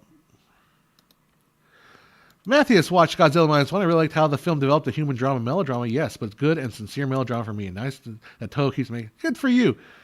Good for you. See, I told somebody would like it. Yep, large sensors with different glass to fill frame. Yeah, it's not just that too. It's also how big you blow up your image, right? If I watched Oppenheimer on my phone, I probably wouldn't notice the focusing issues. But when I watch Oppenheimer on a 3-story tall IMAX theater, it's a little different. I can see all the focusing issues. It's amazing how much it's, like I said, it's all perceptual, whether we perceive it or not. Yeah, absolutely a great way to meet Mike. I wish I met more of those people. I don't know. Like right now, I just feel like, well, you feel like I'm the only person. I know there's other filmmakers in even my town. Boy, I got into it with one filmmaker, so-called filmmaker. I don't know if he's, like, look, there's something about being a granddaddy filmmaker that I am, like the 20-year-old versus the one that's been doing this for 20 years versus somebody that's been. So I was recording this choir concert and I was rapping my stuff. He's like, "Oh, that's a Zoom, FN." I'm like, yeah. It's like, "Oh, it's a new one, right?" Like, does the 32-bit float? It's like, no, it's the old one. It's a 24-bit float. It's a 24-bit audio recording. It's like, "Oh yeah, but yeah, I'd get one of those." But most sets need to be more professional. You have to be more professional. Most professional sets need 32-bit float, and I lost it. No, I didn't lose. I mean, I didn't. I'm like, you don't know what you're talking about. You think you need a 32-bit float to be professional? No, you don't. So I had to go through and explain to him why I was just plenty fine doing 24-bit recording, audio recording. Then in fact, I recorded his entire choir concert with 24-bit and didn't come close to ever overloading my speakers. But then again, that's the thing. Generation Spielberg's, Lucas, Scorsese, Coppola, and the Brian De Palma were the first to learn filmmaking in film school. Older directors such as John Ford, Hitchcock learned the hard way. Jack Ripper says they were the first filmmakers to grow up watching movies. That's not correct. The Russian filmmakers are first. Let's not forget the Russian filmmakers. The Russians had their first film school in 1919. So in a way, you might want to say like Eisenstein, like were the first filmmakers from film school. Like all the Russian guys were all the early Russian filmmakers. I think they call the Spielberg generation the film school brat pack, film school pack or whatever. But Spielberg is an interesting character because he didn't go to USC, right? Like Spielberg went to Long Beach, like community college or something like that. Spielberg history. Like he didn't actually go to film school. I mean, he did a little bit. If you call it that. Let me double check I guess he did go to film school, but he didn't go like the USC. I don't think, right? He went to, I want to say Long Beach. Where is it? Let's keep going down here. Early life. All right. Became Boy Scout. Went to Phoenix. He applied to USC, but was turned down because of his mediocre grades. Then he applied to Cal State University, St. Long Beach, where he became a brother in Theta Chi fraternity. After taking the tour bus to Universal Studios, he had a 3-day pass to enter premises. He allowed him to come back the next day. On the 4th day, he walked to the studio gates without a pass. His security agent him in. So he spent the next 2 months at Universal Studios, and that's how he became an unofficial apprentice that summer. So he was not really. He went to LSU. CSU Long Beach. So, yeah, he rejected from 50 film schools or so. Gotta admire that. What's really interesting about Spielberg is, I think, the funny thing about Spielberg is, I think if you go back and watch some of his stuff before Jaws, like a lot of it was like, it's your typical everyday kind of. They call him a journeyman director. We still have journeyman. I would love to be a journeyman director. I think it'd be a cool job. It just goes to show TV shows and just direct these TV shows. That's what he did. He was kind of nothing particularly special about Spielberg back in those days. And then Jaws happened, and my God, what a ride he's been on. Soviet montage was a huge influence on Hitchcock, working with him Murnau in the 1920s. Impression on him. Yep. It's interesting because Hitchcock, Hitchcock is a much more interesting character than I think the auteurs would like to look at. Like if you look at and Duel was Jaws before Duel was Spielberg. Even before Duel. I'm talking about like there's a bunch of TV shows that he directed. Like they're TV shows. What can you do with it? Not a whole lot.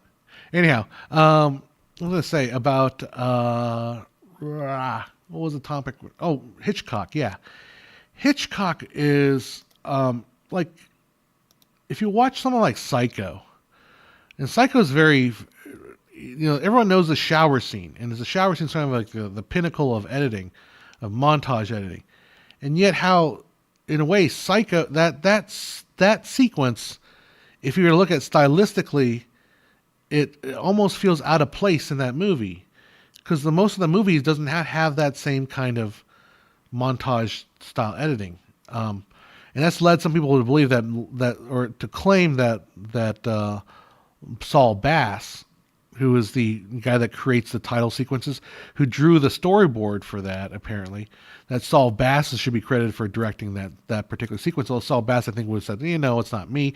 And because Hitchcock is the director, if Saul Bass delivered something that Hitchcock did not like, he would have corrected it. So, Hitchcock does have the directorial credit for the movie, although that sequence does feel very different than the rest of the film. And we kind of forget that, because when we think back on Psycho, we watch just that scene, and that scene is masterful. Scene is amazing. But the rest of the movie is not like that. We don't watch the rest of the movie. The rest of the movie does not contain that kind of montage sequence that particular scene has. Anyhow, that's just an interesting thought, The last Russian film I watched was T-34, great World War II slow motion tank battle movie. Ooh, slow motion tank battle. I think it was one of the highest grossing Russian movies of the year. Hitchcock was a master of the Kuleshov effect. Yep. Recently watched Duel and was well directed. Plus Spielberg didn't have a single episode of character in Columbo named after him. Did he really? You were 13 when Jaws released, huh? Wow. I wasn't even born yet, so I'm a lot younger than you are. Hitchcock was also a good advertiser. Yeah, Hitchcock was a brilliant marketer. And that's really, I think, that's the truth of the matter is. So this is a tidbit that people don't know about. Everyone thinks about Spielberg like storyboards his movies to death. Not true. In fact, what they did was for North by Northwest, they actually shot the crop duster sequence. That was completely shot and I think edited. And then the marketing team went back and then drew storyboards for it. And so they saw like, it's a scene only a master like Hitchcock can imagine, so it's all marketing. Like he didn't necessarily storyboard every single shot. I think a lot of young filmmakers make that mistake and think that they need to storyboard everything. Sometimes you want to have an idea what you want to get, but sometimes the coverage, the way the rhythm is found in the edit. Storyboards can give you kind of a starting point, and they're good to make. But I find myself very frustrated by the idea of drawing a storyboard for like a diner scene. You don't need to draw a storyboard for a diner scene. You just shoot the diner scene. You don't need to storyboard it. You get the appropriate coverage and you edit it together. There's no reason to draw, this person looking left, this person looking right, this person looking left. There's no point in that. I've done that. I've done it. It's pointless. You just throw them away. I've met TV writer Ken Levin in college, and he enjoyed getting heckled at Dodger games while doing his own play-by-play. I don't know who Ken Levin is. Hitch is great at marketing himself. Absolutely. I heard Tarantino comment on Hitchcock diminishing my view of Tarantino. I think he sees the era of cinema from where he is 7 to 17 to the greatest. I want to hear what Tarantino has to say on Hitchcock. I'm fascinated by Tarantino. I enjoy listening to Tarantino. You know, maybe we don't always agree, although I find myself more interested in what he has to say than finding any reason to disagree with him. I mean, maybe I do, but I just think he's a fascinating character to listen to. The montage element would be forced to avoid any nudity. No, I don't think it was forced. I think it was literally I think what Saul Bass was trying to do with that Psycho scene. I don't think avoiding nudity was necessarily hard to do with that situation. There's plenty of ways to avoid nudity that would have required less montage work. Like you could just do the whole thing in shadow. That's one thing you could do. I know that the Psycho shower scene is meant to have not have music according to Hitchcock, but Herman composed it for anyways. Well, good for him.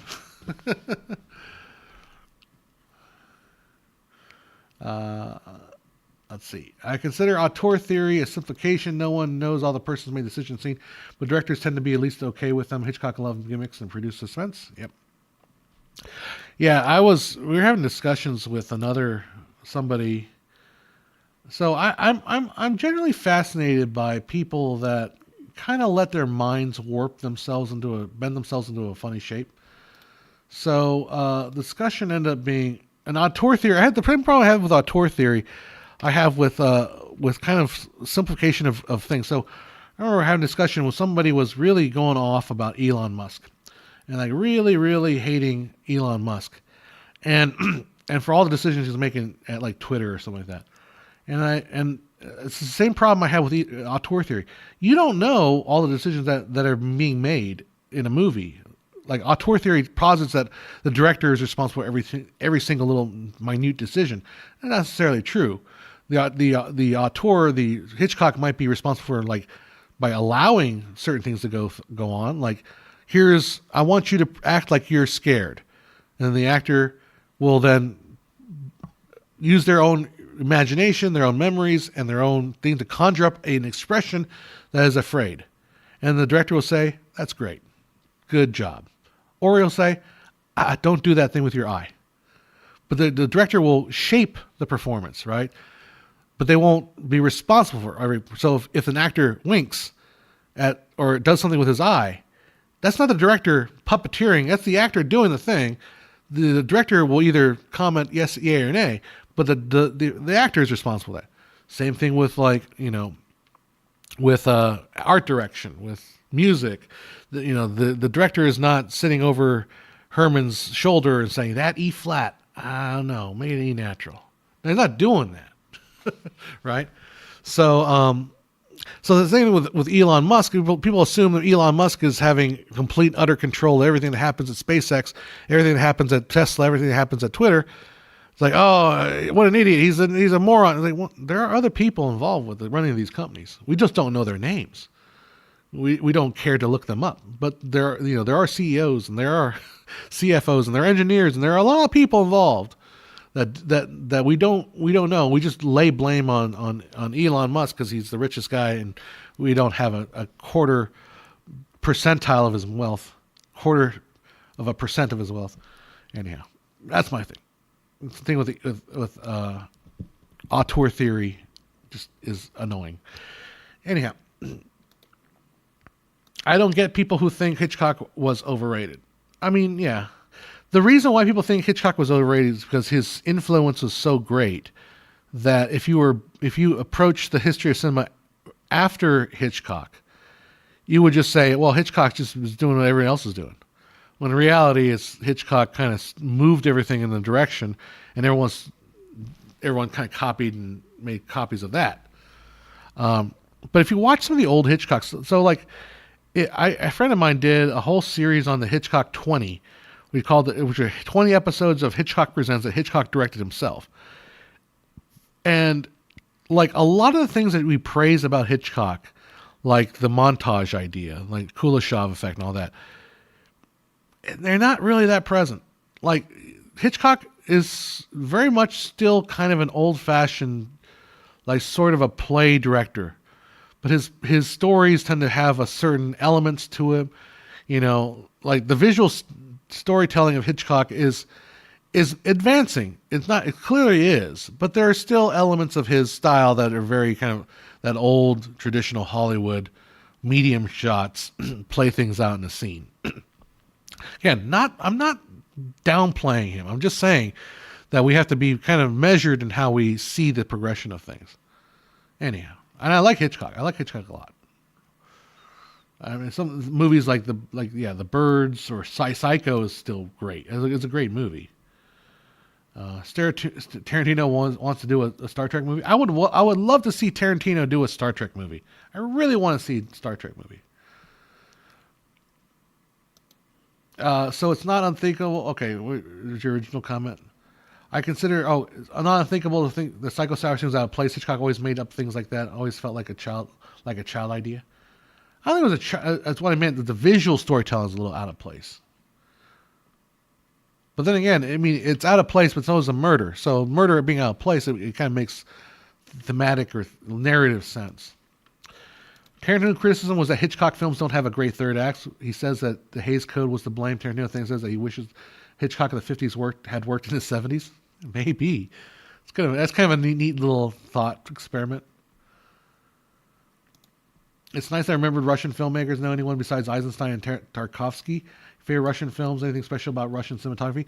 I don't know. I mean, I'm just saying that I only bring it up because the Russian film schools were the first film schools ever existing. I don't know a whole lot about Russian film, honestly. I did watch parts of. I didn't get through all of Battleship Potemkin, but that was Eisenstein. Aaron says, pretty much exactly what he said. I think men are shaped by their time, and even today we see producers interfering with the visions of directors for marketability. Yep. The Richest Man in Babylon. For some reason, I decided to look up some of the stuff on Babylon because I was telling my friend about how Damien Chazelle is basically my evil twin brother. And so I was like, what are people thinking about Babylon now? It's a year later. Yeah. Nothing really new. With Elon, people tend to forget that innovators tend to be organizers, businessmen. Edison and Jobs are both established companies and had teams of people they worked with. Yeah, exactly. I think you're right. I think, and then people kind of dig on Edison. Oh, he didn't invent anything. He just had a big, he just had Menlo Park and all the other people that worked for him invented. Yeah, that's how it works. It's your fault for, it's for applying this kind of simplistic auteur theory to inventions. When in reality, that's why I love that. Remember that show by James Burke, the Connections? That's such a great show. I think that's the mindset everyone needs to get into. It's all connected. It's all this person invents a water wheel, but then that forces them to rethink how they do the transistor 3,000 years later, 250 years later, they invent the transistor, which was inspired by the way they cattled ducks in the back in the 17th century, which is partly responsible for, that's the way we should think is the James Burke's Connection. I'm going to watch that again. I need to find that and watch it again.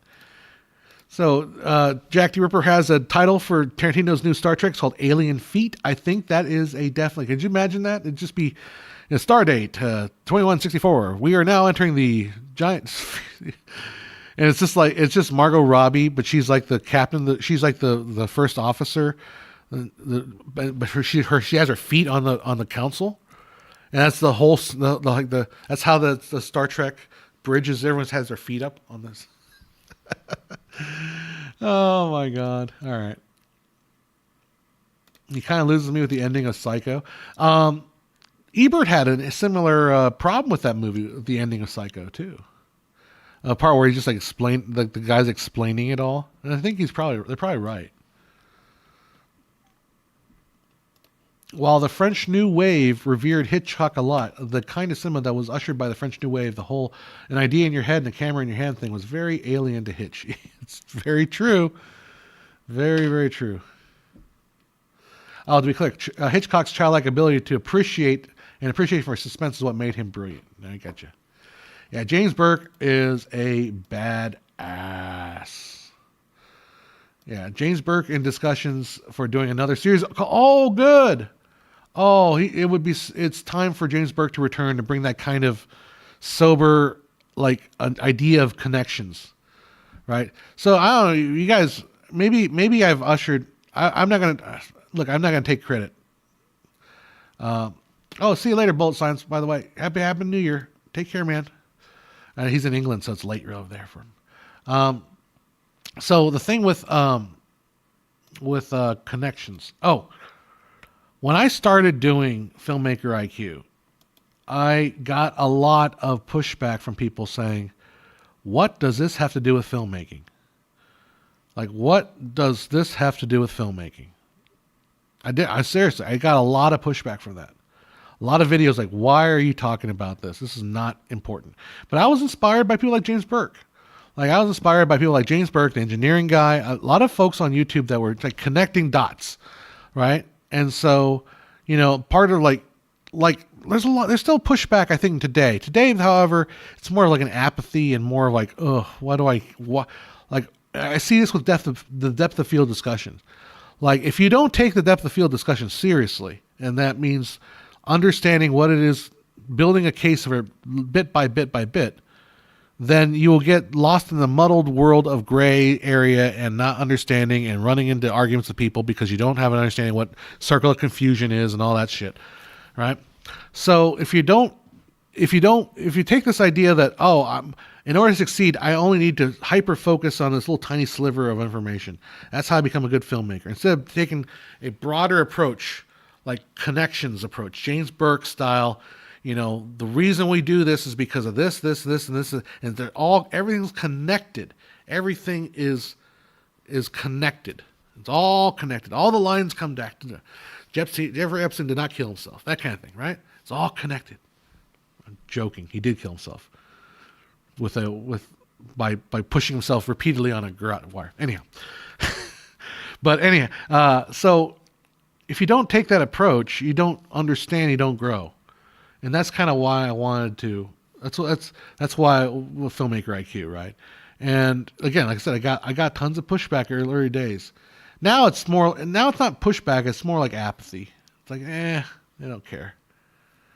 You gotta check out the James Burke guy. He's cool. So there's this one really famous scene where he gives like a 2-minute monologue about rockets, and he's standing in front of a rocket, and they timed it just right. So he was walking and talking to the camera, and then he would stop. And he's like things like this. He turns around and then the rocket takes off.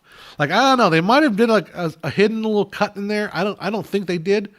But like he timed it just so like he would literally give this speech, stop, look at the camera, and the rocket would take off right behind it. It was shot in the 70s, so there's not a whole lot of like CGI trickery with it. But yeah, you can see that. Yeah, Bruin says they can see the inspiration on my channel. Yeah, definitely. Very much Cosmos, very much James Burke. I have his connections book somewhere. I haven't never read it though. But yeah, I should go back and watch some of that. I love James Burke's I love that series.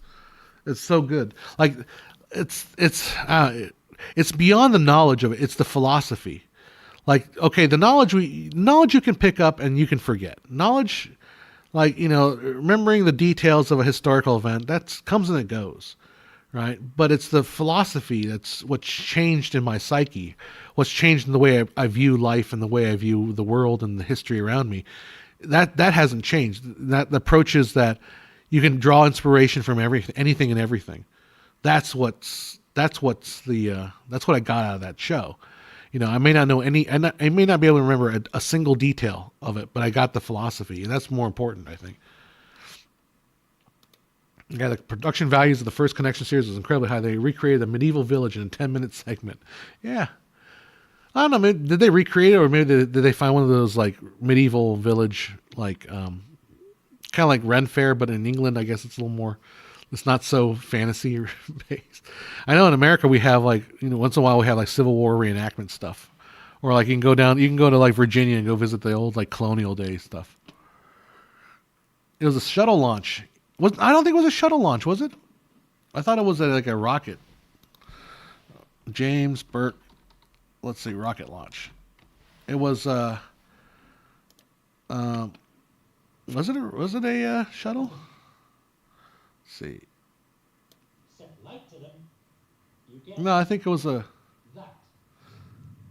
No, it was just a regular rocket. So I'll show you the image. All right, check it out. We're going to watch it.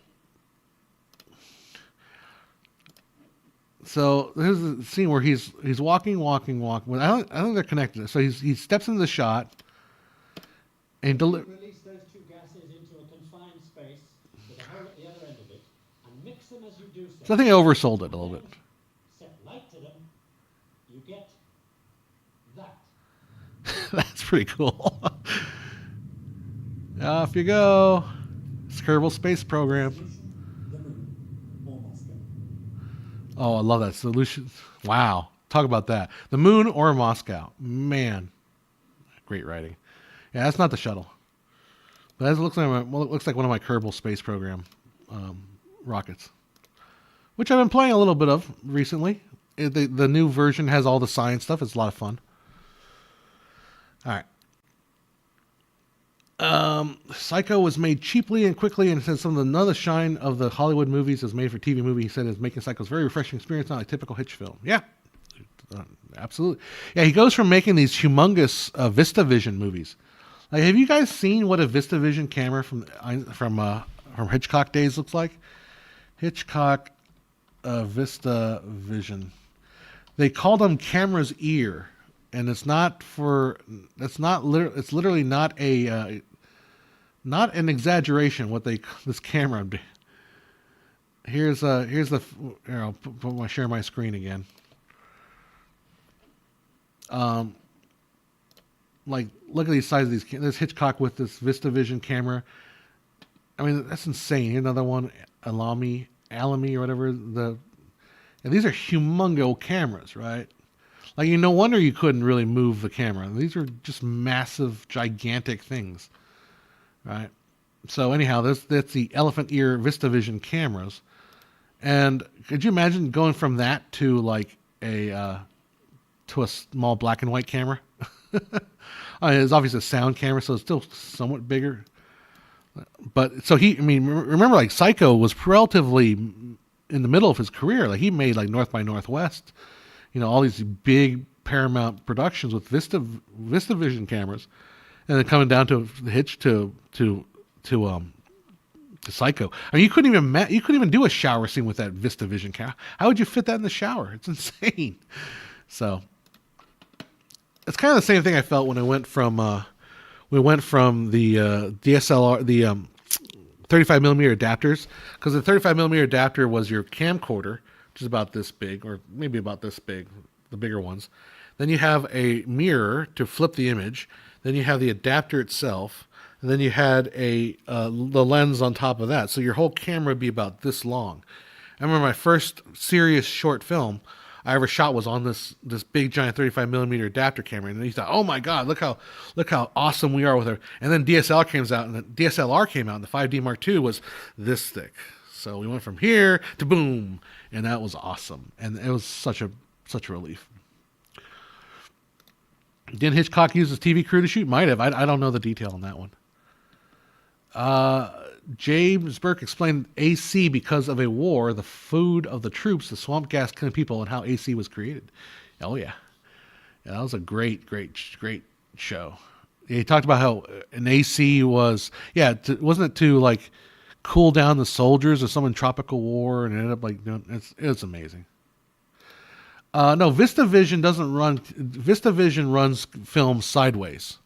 So instead of running film vertically up and down, it runs the film sideways like this. So you need like two reels on each side. Right? This is why it was so much bulkier. So you get a bigger image space than you would with running it vertically. So think of it like VistaVision is the full frame versus 35 millimeter, which is APS-C. So that's the difference. The one you're talking about, 2 rolls of film, is a Technicolor, and that's another process altogether. Of all the Hitchcock films, it's easily the one that would be most at home with the cinema of the French New Wave in the 60s, how New Hollywood in the 70s. Oh, you're talking about Psycho? Yeah, I think so. What was my favorite movie of 2023? Probably Godzilla Minus One right now. I haven't seen a couple movies I want to watch are Dream Scenario, with Nick Cage. I definitely want to see that movie. I haven't seen Poor Things. I want to watch that. But I think Godzilla Minus One, because of the story of how it just impacted me in a way that I haven't been impacted by any other movie this year. It just like finds the right note on me. Like for some reason, it resonated. The whole term about resonant frequency, how you can shake down a bridge with the right frequency. Like Godzilla Minus One found that right resonant frequency for me, and it just annihilated me emotionally. It just did. Dream Scenario has the fart joke of the year. Well, you don't have to keep selling me, Aaron. I'm going to go see it eventually. I want to see it now. Yeah. So that said that it has a very sincere, low key drama. Oh, Past Lives. Yeah, Godzilla. So I got pushed. Anytime you say that, anytime you rave about a movie, you're going to get pushback on the internet. Like I made a couple streams ago, I said like it was not a good movie. It's the great movie, and of course some people are like you gotta have the detractors saying they hate it. Look, it's not the spectacle of Godzilla, although the spectacle's good. Godzilla Minus One hit me because of the story. It was the human story that hit me. It was a story of inadequacy of the finding a family like that. It's interesting in the love story. It's not really a love story because they're not really in love ever, the family, but it's sort of a de facto family. I don't know. I just loved it. Can you recommend any reasonably priced cine lenses for a Sony full frame SLR? No, not cine lens. The closest you're going to get with a cine lens is the Siriu, Siriu, whatever. I think it's made by, what's it called? Siriu lenses. This guy just spell it wrong. Yeah, Siriui. Siri. But what's the name of that company that makes Siriu? Siriu. I can't even pronounce it.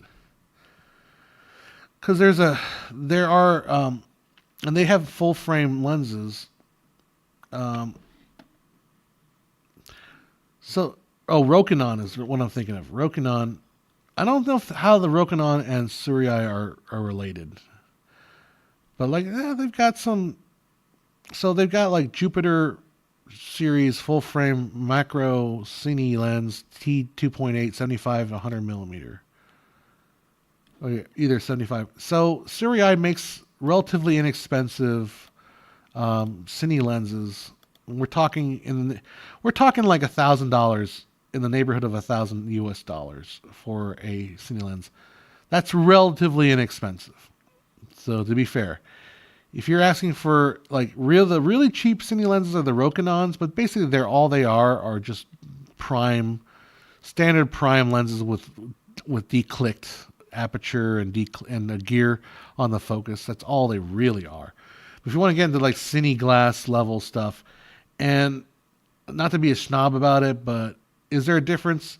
Yes, there is a difference, and it's not viewable really by just looking at YouTube videos. You have to shoot with it and then view it out of your NLE onto a decent sized monitor. Then you can see the quality difference. I mean, there's a tactile quality to a cine lens that is wow, that looks really freaking clean and sharp. Doesn't look like anything like AI video. AI video is like taking some Vaseline and just smudging the screen with it. But anyhow, yeah. So Siriu, I guess, would be the. I mean, I own one cine lens, and that's my Canon Cine 24 to 8 or 18 to 80 T4.4, and it's my favorite lens for like high quality stuff. I don't always shoot with it because sometimes it's big, it's heavy, but Limo lenses, yeah, there you go. I've never gotten into Limo lenses, so from what I've heard, everything you've said about it's on point about Godzilla. Plus, it deals with post World War II Japan, which fits perfectly with the franchise and national history. Yeah, it's also very. it's got a very it's got a unique take on history that I'm not familiar with in Japan. I don't know Japanese history that well, but like it's got a very American flavor to it. I don't if that comes out. I don't think it comes out the right way, but without spoiling it. But in Godzilla Minus One, it's the people have to like come together and agree to work together and deal with the monster. Right. And the message of the movie, I mean, not the message, but one of the messages of the movie is like, we can't sit here and wait for the government to fix our problem for us because they're not coming to help. Like, we got to do our own thing. And they do it. And they're plucky and they do it. And it's, you know, like, I don't want to say America owns like the copyright on plucky individualism or individuals in local community action. But Americans sure love that kind of thought. You know, like, we can do it. The government's not going to help us. We can pull together and solve the problem ourselves. So, having human dramas as the heart of blockbusters is just basic filmmaking principle. Somehow it felt rare in the last decade for Hollywood. Yeah, it sure has, hasn't it? That's the thing. It really has. Like, you know. Yeah, so we complain about that, though. You know, here's the thing. Here's the funny thing. We complain that Hollywood has completely been lacking of basic human drama, and yet what do we support as individual filmmakers? What do we hold up in terms of low budget individual filmmakers? We don't hold up basic human drama. You know, we hold up special effects. We hold up like spectacle and wowness, right? Like, if you saw a movie and like it was just, if you saw a Hollywood level blockbuster 2022 era, 2023 era blockbuster, and then you said that was made by a single person, you're like, wow, that's amazing filmmaker. And it could lack the human drama, it could lack all of that. And we would hold it up as independent filmmakers, as small-time filmmakers. We'd hold that up as amazing achievement. And yet, it doesn't, like, we don't support the little tiny dramas and little tiny stories. That's the weird thing. I've always found that, and I've always felt that was the irony, the hypocritical irony. America has the copyright of staging governments. Yeah, maybe. I don't think we have the copyright on it. We just got really good at doing it. we just well practiced. I think the British might have gotten there first, though. The last thing on Lens, is it directly on it, or how is the cleaning? Well, I don't think anyone actually does that anymore. But what you could do is you could put it on a clear filter, put the Vaseline on a clear filter, and then just take the filter off and wash it if you wanted to, or you just leave it on there the whole time. So I bought some 4x4 pieces of glass specifically to try to do certain kind of experiments with that. I just never, ever had time to do it. I thought it might be kind of cool to take 4x4 glass and like take some watercolor and paint colors onto the glass, so that maybe I could make like a gradient filter, like a homemade gradient filter. Like, why not? Just kind of fun, right? How the actress in Godzilla anyway? Whenever I watch her since she was a teenager, she was cute and had a very limited range. I can see things she's always moving. How is her acting ability in this tragedy? Godzilla Minus One. I don't know what her name is. Well, so I think with all Japanese drama, there's a level of melodrama in the way they act that is. We've talked about this before. The way they act tends to be melodramatic. The way Japanese cinema comes across in Western eyes is that it's melodramatic. So she's melodramatic in the film. But it's like if I watched a Kurosawa movie, I would definitely feel a little bit of that melodramatic acting come across. Minami Hamabi. Man, she looks different. her headshot looks a lot different than her character. But her character's supposed to be in the 40s. So she's been in a lot of stuff. Keep Your Hands Off Izukin. It's a movie she made. Love me not. Love me not. Pure, One Day's Idols direct case. I beg you. Wow, she's been in a lot of stuff. The Hours of My Life. A lot of TV stuff. She's been around since 2012. Wow, so she must have got started as a very young actress. She was born in 2000, so that makes her 23 years old. Wow. I love it. She was best known for her credits in Godzilla Minus One and Let Me Eat Your Pancreas. My God, I gotta click on that. Let Me Eat Your Pancreas. Original title, Kimi no Suiso o Tabadai. Terrible. A dying girl meets the nonchalant boy who found out her secret. She decides to fulfill her bucket list with none other than the boy who couldn't care less about the world. But what's this about the pancreas part? Is she going to eat the pancreas? I don't get it.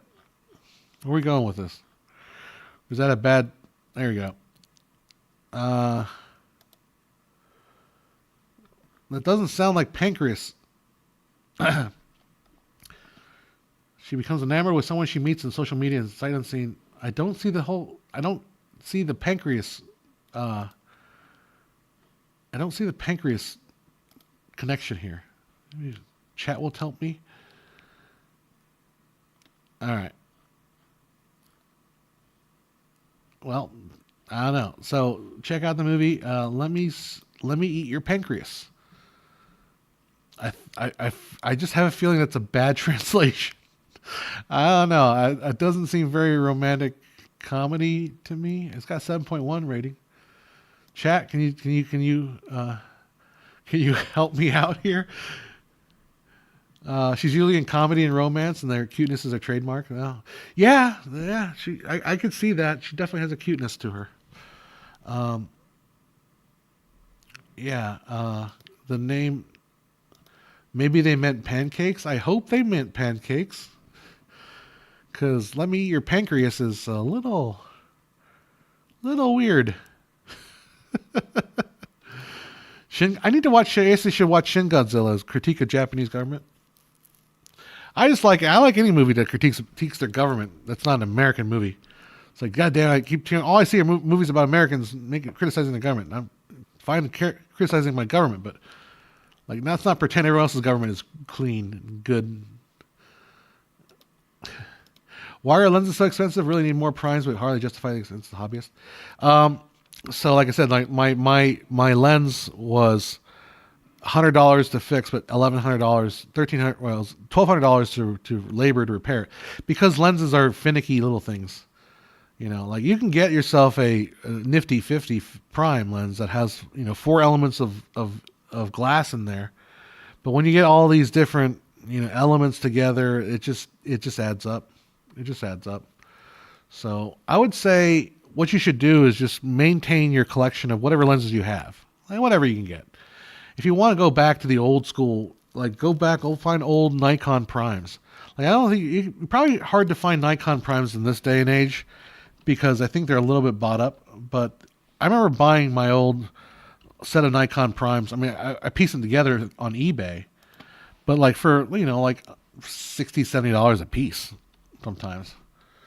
Let's see if I can find some.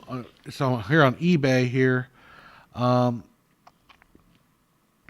Yeah, they're a little more expensive now. Like here's a Nikon. I have this particular lens. No, I don't have this one. I have the 1.4. But it's 1.8 going for $138. And you can get some pretty cool little here's the one that I own. I used to love this lens. I don't use it so much anymore. Here, I'll put it on screen for you. That's me. This one right here, the Nikkor S Auto. This is an autofocus. Wow. 1.4 manual focus. High speed lens F mount. So this is an older lens from the 70s or 80s. I have this particular lens. I used to love this thing because you go the 1.4 and just make it super, super, super, super shallow depth of field. But yeah, $80. So something like that might be worth it, if you want to mess around with that. And then just keep making films until you're ready. And then when you're ready, then you can rent them. Rent them from like Lens Pro to Go or Lens whatever, Just rent them for a project, for one project, and then send them back. That's a good way to not spend a shit ton of money up front, at least. The ramble continues. Let's see what else you guys say. Hey, I guess catch a few minutes of this. All right, Tarantino's best versus Hitchcock's best. Go. I think Tarantino's best might still. Well, Tarantino's best is I think Pulp Fiction is still one of the great triumphs. But Pulp Fiction versus like a Once Upon a Time in Hollywood is like two different filmmakers, like completely different filmmakers. So they have a very, very, very different feel to them. Was there fungus on that lens there? I didn't even notice. Did it say fungus? Yeah, fungus on the lens is not good, but hopefully you can keep. I live in a pretty dry area, so I don't worry too much about fungus. What do you think of the new Canon RF lenses? I like Canon. I'm glad Canon moved away from the EF mount because EF mount was very, very limiting. So it's all about the distance between what's called the flange distance, the distance between the actual lens and the actual sensor itself. And the EF mount was always the deepest flange distance of all of cinema, right? So basically the problem is you couldn't put a speed booster on an EF lens because the optics doesn't work out. So the RF lenses basically get rid of that big thick thing there and put the lens right next to the RF amount is very, very shallow. So you could stick on speed boosters. You can put variable ND filters. You can put the ND filter holder right there. So there's a lot of options with the RF mount. So that's I love the movement toward the RF mount. That was brilliant. I mean, not brilliant, but that was a good idea.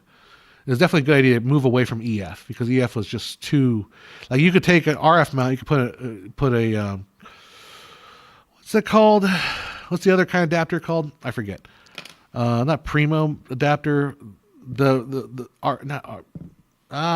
You can put a PL mount on an RF. You can't put a PL mount for an EF mount because the EF mount's too thick, right? So the RF mount basically allows you to put anything. Now you can put you can kind of put a Sony E mount. You can put all kinds of mounts on an RF that you couldn't put on an EF. That's why I like it. Let Me Eat Your Pancreas is about a dying girl of cancer. Never watch it. It's an anime film. Oh, it's an anime? No, it's not. I watched it in Sunsu Kenshu, which she is trying to woo her teacher, and a few Japanese mystery dramas. I don't think Eat Your Pancreas is an anime, is it? Oh, no, it looks like live action. Yeah, in 2017, Let Me Eat Your Pancreas. Maybe they started as an anime, but it looks like it's live action. Oh, I'd eat her pancreas. It's just such a weird name for a movie. Maybe it just has a different connotation in Japan or something. She's cute in that movie, but she's not as good looking as she was in Godzilla. I don't know. She's pretty good looking there too. I don't know. I think the Japanese children are genetically designed to make them look as cute as possible. She wants to eat the pancreas. Side of fava beans. Ooh. All right. Yeah, if you get clever with adapters and sensor sizes, you can get pretty good prime lens setup. Pulp Fiction is a game changer. Yes, it is. Unfortunately, yes, it is. Okay, I'll let you go with that. Let you get away with that. Hitchcock's sheer body of work makes them in comparison difficult. It's more like British films than Tarantino has made films in general. Yeah, I think Spielberg is the only director whose rate of film production is comparable to Hitchcock. Good point. Yeah, and if you think about for a while, all the movies that Spielberg also produces, or at least is executive produces. I mean, he has so much power. Like, Goonies is not a Spielberg production or a Spielberg directed movie, but it is a Spielberg production, and it feels like as I just watched Goonies. The other when we were on our trip, and I didn't love it, but I thought it was pretty good. It just feels like it's if It's like if Uncut Gems was made by a bunch of kids. That's a great connection. Goonies is the Uncut Gems of children's movies, in that it's incessantly like yacky. Chris Columbus and Steven Spielberg wrote it, and Richard Donner directed it. So I mean, Spielberg has his fingers all over it, right?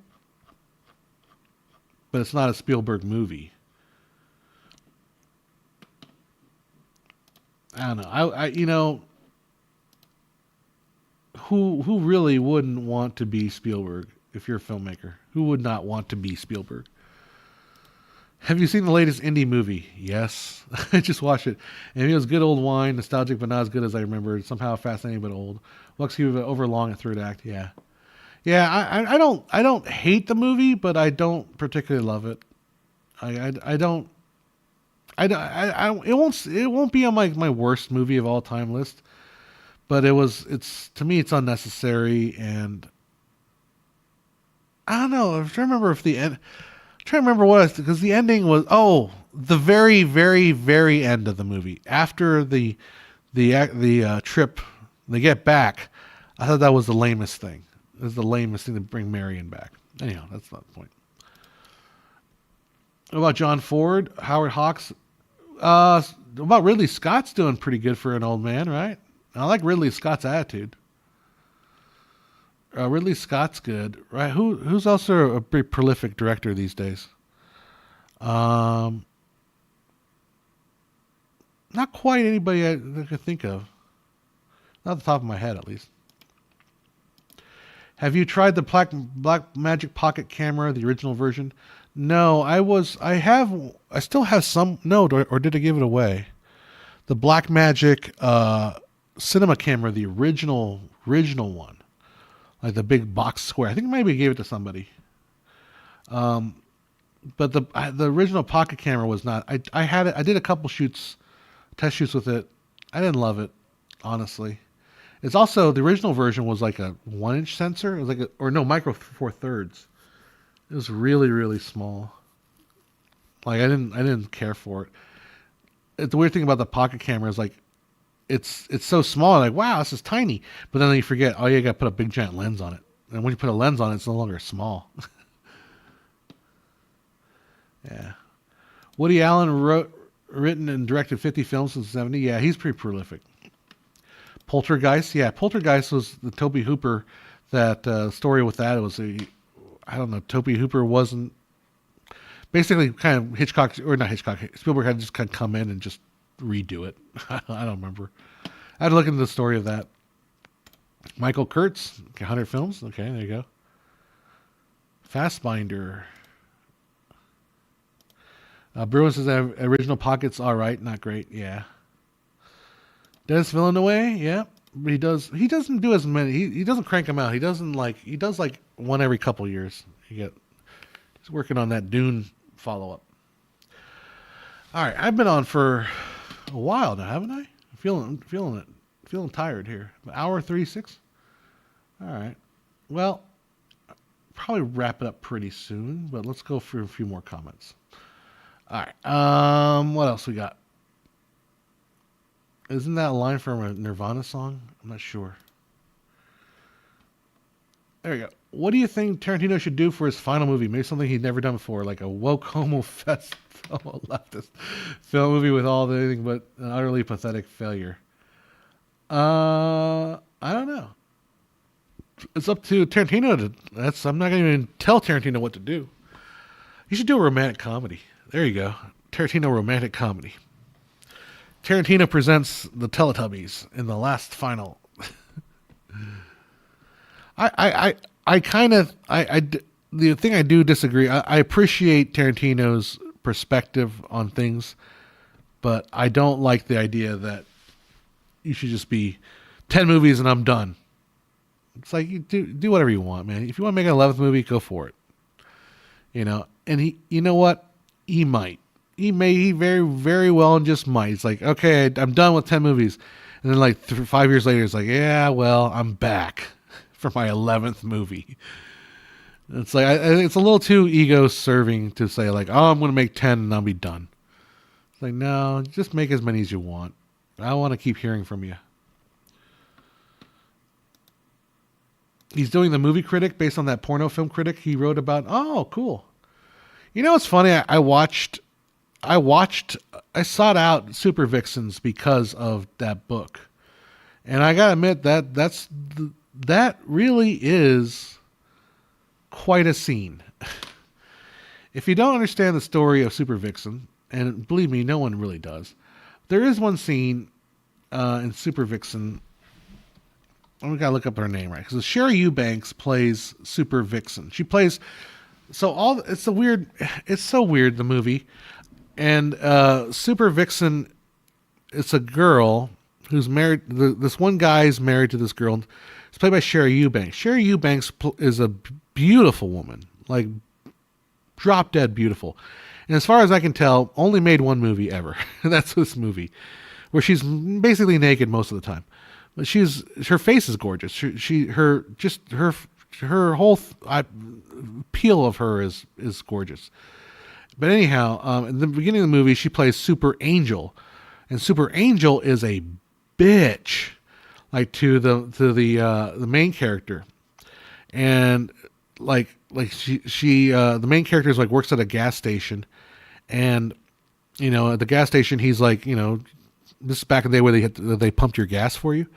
So this one girl played by Christy Hartberg, called Super Lorna. All the girls are called Super for some reason in this movie, but she has big boobs, and she's coming in and she gets like, and then Super Angel calls her boyfriend on the payphone, and she's like super jealous that this guy is like servicing cars, and this one hot girl, and she's like, just get home now. So he goes home. They try to have sex, and he can't get up for her because I guess she's a bitch. And then she gets all freaked out. She starts like trying to beat him up, and then she starts attacking him with like he goes to his car and he starts attacking him with an axe and breaks his windows and all that shit. And the neighbor calls, and they get the neighbor calls us, and then the police guy that comes over is Charles Napier. Charles Napier is like, if you don't know, you've probably seen him in many movies. He was like. What movie is this? Oh, he was on a lot of movies, but he was discovered by got picked up through Russ Meyer movies. But Charles Napier goes on to become like quite a huge star. But anyhow, so Charles Napier is the cop, comes and saves the girl, saves Super Angel from supposed domestic abuse thing. And then Super Angel tries to seduce Charles Napier's character, the cop, and then the cop has trouble, performing. And then she basically starts abusing him, and the cop goes crazy, and he basically gets ready to murder her.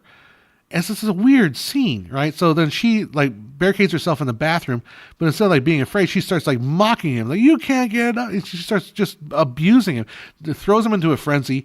He kicks the door down ends up killing her in the bathtub. She's all bloodied in the bathtub, and then he throws like a radio into the bathtub and electrocutes her. It's an insane scene. And Tarantino writes about this scene, because he talked about like how this scene, like this is the most memorable scene. The rest of the movie is nothing. It's fluff compared to this scene, which is just freaking insane. And anyhow, Russ Myers like literally could not, like that scene was so Tarantino-esque, really. Like the rest of the movie is just kind of like literally just fluffy nonsense. But that particular part was really good. Anyhow. What are the 3 best looking commercial actresses these days? I'm out of touch. Ooh. I don't know. Sydney Sweeney's pretty good looking. They're all pretty good looking as far as I'm concerned. I don't know. I'm a big fan of Grace Park, but that's just me. That's my Asian persuasion going in there. The funny thing about Grace Park. So there's this movie called Joyride that came out like about middle of the year, and I saw it. It was fun. It was, it's Asian. It's not like that good, but it's fun. And Grace Park is in it. And the funny thing about the movie, so there's this, and I want to spoil it for anybody that hasn't seen it. But basically, Grace Park is friends with like another girl, and I don't think it's Aquafina. Is it Aquafina? Maybe. But anyhow, she was adopted as a kid, so she's Asian and her parents are American, and so she's like 30 now or 20 whatever, and she said, "I'm going to go to China and find my parents." All right. And then she goes to China and she manages to find out who her mom was, and it's like, well, wait, no, that's not my mom. She finds out her real ancestry is not in China, it's in Korea. And the funny thing about that is, if you know Grace Park is the name of the actress, that would have been obvious because Park is a Korean name, not a Chinese name. So, like, the funny thing is, like, if you knew the actor's name, you would have figured out the spoiler of the movie. It's funny, so she goes to China and she finds this family that she thinks is her family. And then, and they're all treating her like, oh, you are so family, welcome. And they have big dinner for her and everyone's just really friendly. And then she finds out, like, oh, no, you are Korean. And then the Chinese like, oh. And they just become icy cold. And it's like, oh, it's so true. It's so true. It's so true. Grace Park seems okay, but a little flat. I don't know. Something about Grace Park is Margot Robbie. Margot Robbie feels a little too. This is all personal preference, right? But it's a little. She's a little little freaky looking to me. She's, pretty, but she looks like a hard, chiseled lady. And I don't know. I'm not diminishing anybody's appearance. This is not the channel. I'm not the person that would ever, knock any lady down. I'm not going to say that Margot Robbie is not pretty, and you will not find me at ever saying that. Yeah, Margot Robbie, Wolf of Wall Street, yes. But Margot Robbie, she's just a little too. I think she's a little too hard chiseled. Ana de Armas, okay, Ana de Armas. All right, Jack Ripper has it down. Ana de Armas is definitely in that particular. Ana de Armas is probably up there. I loved her in that not the Glass Onion, the other one before the one before Glass Onion. What's the name of that movie? Like, she was so cute in that movie. And she wasn't like playing sexy at all. Like, she was just, okay, what is the name of that movie? Ana de Armas. Not Blonde. Although, yeah. Blade Runner. Blade Runner, you can definitely see Ana de Armas is really good in that. Knives Out. Duh. Yeah, Ana de Armas, that's when I first recognized her name, was Knives Out. Like, who's that girl? They just got such a plain, she looks like a plain girl, but she's gorgeous kind of a thing. Yeah, Knives Out. So, okay, we can all agree on Ana de Armas. She's got a prawn double. Everybody has a prawn double. There's so many of them. I definitely like Ana de Armas. I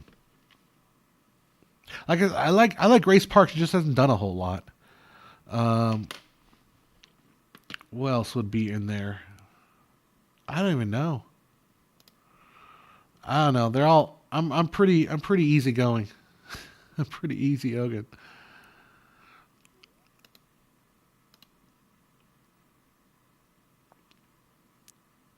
All right. I'm not going to respond to that. Twitter, that's so annoying. And I want to talk more about copyright. I'm done talking about copyright for today. Anyhow. I'd say back in the day it would be like Scarlett Johansson.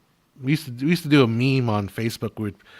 We would post a bunch of celebrity photos on Facebook. It's sort of a way called, I call it something jacking. It was like stats jacking or something like that. Well, basically, when you post a bunch of photos on Facebook and people get a lot of likes and got a lot of attention that way, so it could build out a big giant Big giant. Grace Park was a boomer? No. That's not good. Unless there's another Grace Park. No, Grace. Oh, I didn't mean Grace Park.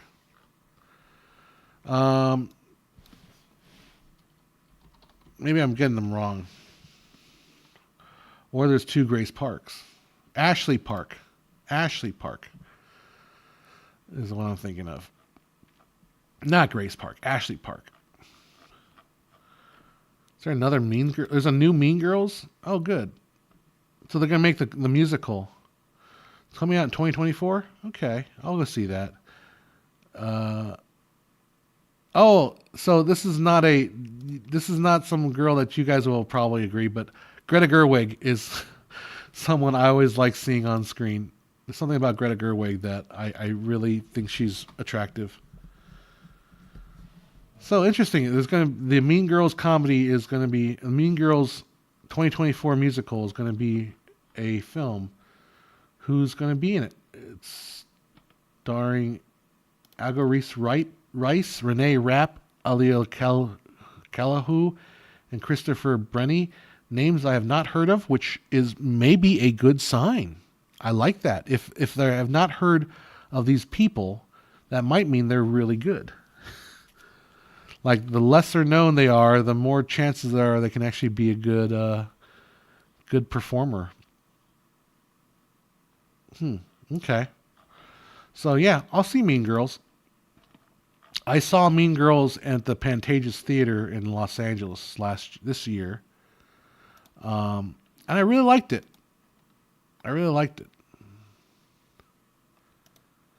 Scarlett Johansson seems overhyped, a little too flat for my liking. Also Googling Ashley Park right now. Yeah, Google Ashley Park.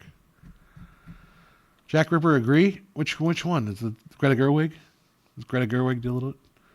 I'm a Greta Gerwig guy.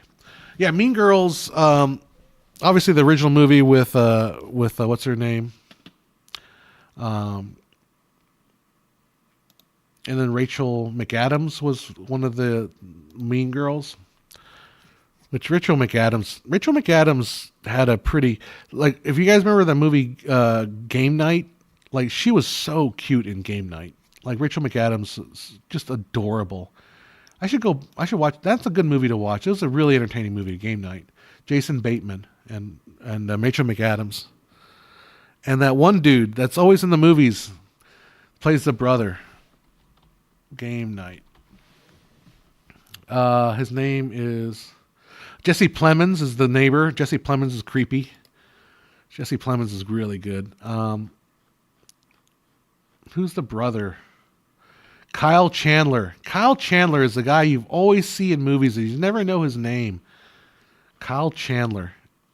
But every time you see Kyle Chandler, it's like he's just a common name. It's kind of like that one guy I was talking about with Charles Napier.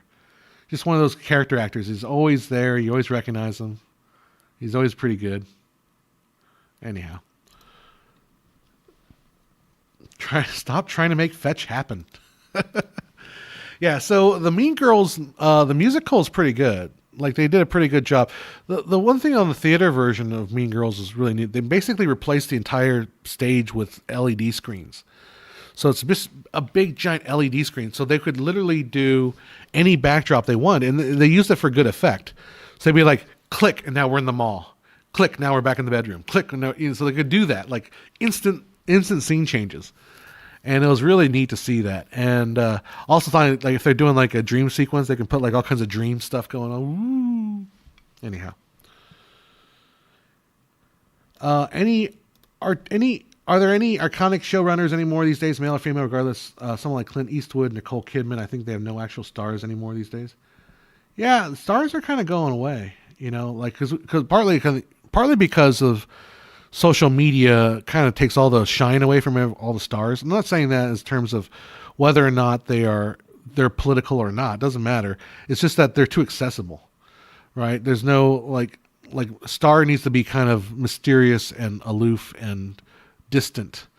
And nowadays with social media, with the entertainment industry, could you imagine working for something like E? I couldn't imagine that. I would find that grating to work for like Entertainment and to do these press junket shows, this kind of entertainment news kind of crap. Oh, I would shoot myself. Oh my God, that's terrible. So anyhow, that's why I think stars are going away.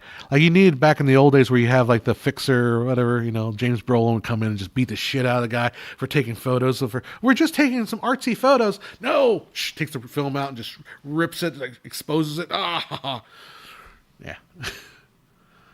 Oh yeah, the Wonka kid, Timothy Chalamet. I laughed at Film Threat called him America's Twink. I don't even know what twink is, but that just sounds like, what the fuck is a twink? I need to look this up. We're going to find out what it is. A gay bisexual man with a slim build and youthful appearance. Okay. Timothy Chalamet's America's Twink. Okay. Oh, Lord. All right. Yeah. Same thing happened with music. Bands just had mystique. Yeah. I don't know. It just feels like everything's sort of more blasé. I don't know. Who knows? Whatever. Stop making fetch happen. It's not going to happen. IPO movie characters replace the movie star. Yeah, that's true. It's more about like the superhero characters or even the characters. They're not so much about the star. Oh man, I'm getting tired. I'm gonna probably get going here. Probably, my friends are planning to come over to my house for New Year's Eve, so I'm gonna try to clean up a little bit. Anonymity is the new celebrity. There you go. I used to say as a kid, to be humble is to be immortal. I love that saying. To be humble is to be immortal. Another thing. So I was gonna go to the store. I guess I've been working on my comic book. There you go. I was trying to this whole week I was trying to motivate myself to work on the comic book. I just the whole week I've been feeling bad, like just feeling glum, And I think maybe it's just all the drinking or something. Maybe it's drinking too much. Maybe it's just like, and then maybe it's also the winter, the fact that it's winter and the sun doesn't come out as much. Like I've just been fucking depressed. Like just feeling like I don't want to do anything. So I finally yesterday I was like, and I took my car in. So I took my car in to get an oil change. And I told them, hey, the check engine light keeps coming on, but it's off now. But check with it. So they checked it. And it was like the charcoal filter was dead. They need to get a new one. And they said, well, it's going to be like $900 to get it fixed. And things like this are happening with your car. It's a 97 Toyota, so. You got your mileage out of it. Maybe you start thinking about a new car. I'm like, oh, crap. I got to think of a new car. So I was looking at these RAV4s. The RAV4 I put on Facebook. People were asking people about RAV4. Because I think the RAV4 might be a good car for me. Because I got my van to haul the big stuff. But sometimes I might go to a shoot that only needs a couple things. I don't want to take the big van. I can just put it in the RAV4. So the RAV4 might be an option. But then I was looking at right now the interest rates are like 5.99%. It's like, God, for any kind of deal is 5.99% interest rate. And I'm paying 4.89 on my van. So it's an extra point more. And it's like, I gotta have a car payment. So I go pick up my car. They end up being like $600 because they saved me some money. And the guy's like, the other guy that was there is like, hey, I was like, yeah, maybe I'll get a new car. He's like, you don't want to get a new car. Just run this car as long as you can. Give us like $500, $600 every 4 or 5 months, versus giving an auto dealer $600 a month to pay for your new RAV4, or slightly pre-owned RAV4, because I would never buy a new car because I'm cheap. So anyhow, so I've been kind of dealing with all that this week, feeling kind of depressed, feeling kind of sad, I try to do stuff, but at the end of the night, I just end up being like extremely exhausted. So I don't know, maybe I'm drinking a lot of my brews. Maybe I need to cut back a little bit. Probably not. Yeah, wine and alcohol, not so good mix. Yeah, probably not. RAV4 is a good vehicle. Interest rates will probably be going up. Friends in the bank sector are very concerned about upcoming elections. Yeah, I know. That's the thing. So I think what I'll just do is I'll keep my 97 Camry and just keep making, payments every 4 or 5 months to the auto repair place, and just keep it running as long as I can. And then maybe when Maybe when things kind of calm down a little bit with interest rates, then I can think about getting the RAV4. JJ says, don't keep running the old car. It's cheaper. Yeah, you're probably right. It is a 97. And like I was taking my friends to the cabin, and we loaded up with 3 people in it, three guys, two beefy guys and 1 little guy, if Chris is watching. He's a little guy. And we had it full of all the stuff. I had my projector. I had like pounds and pounds of food and all drinks and all that stuff. And it was low.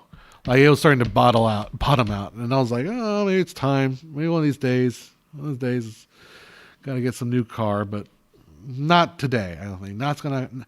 It might happen next year. It might not.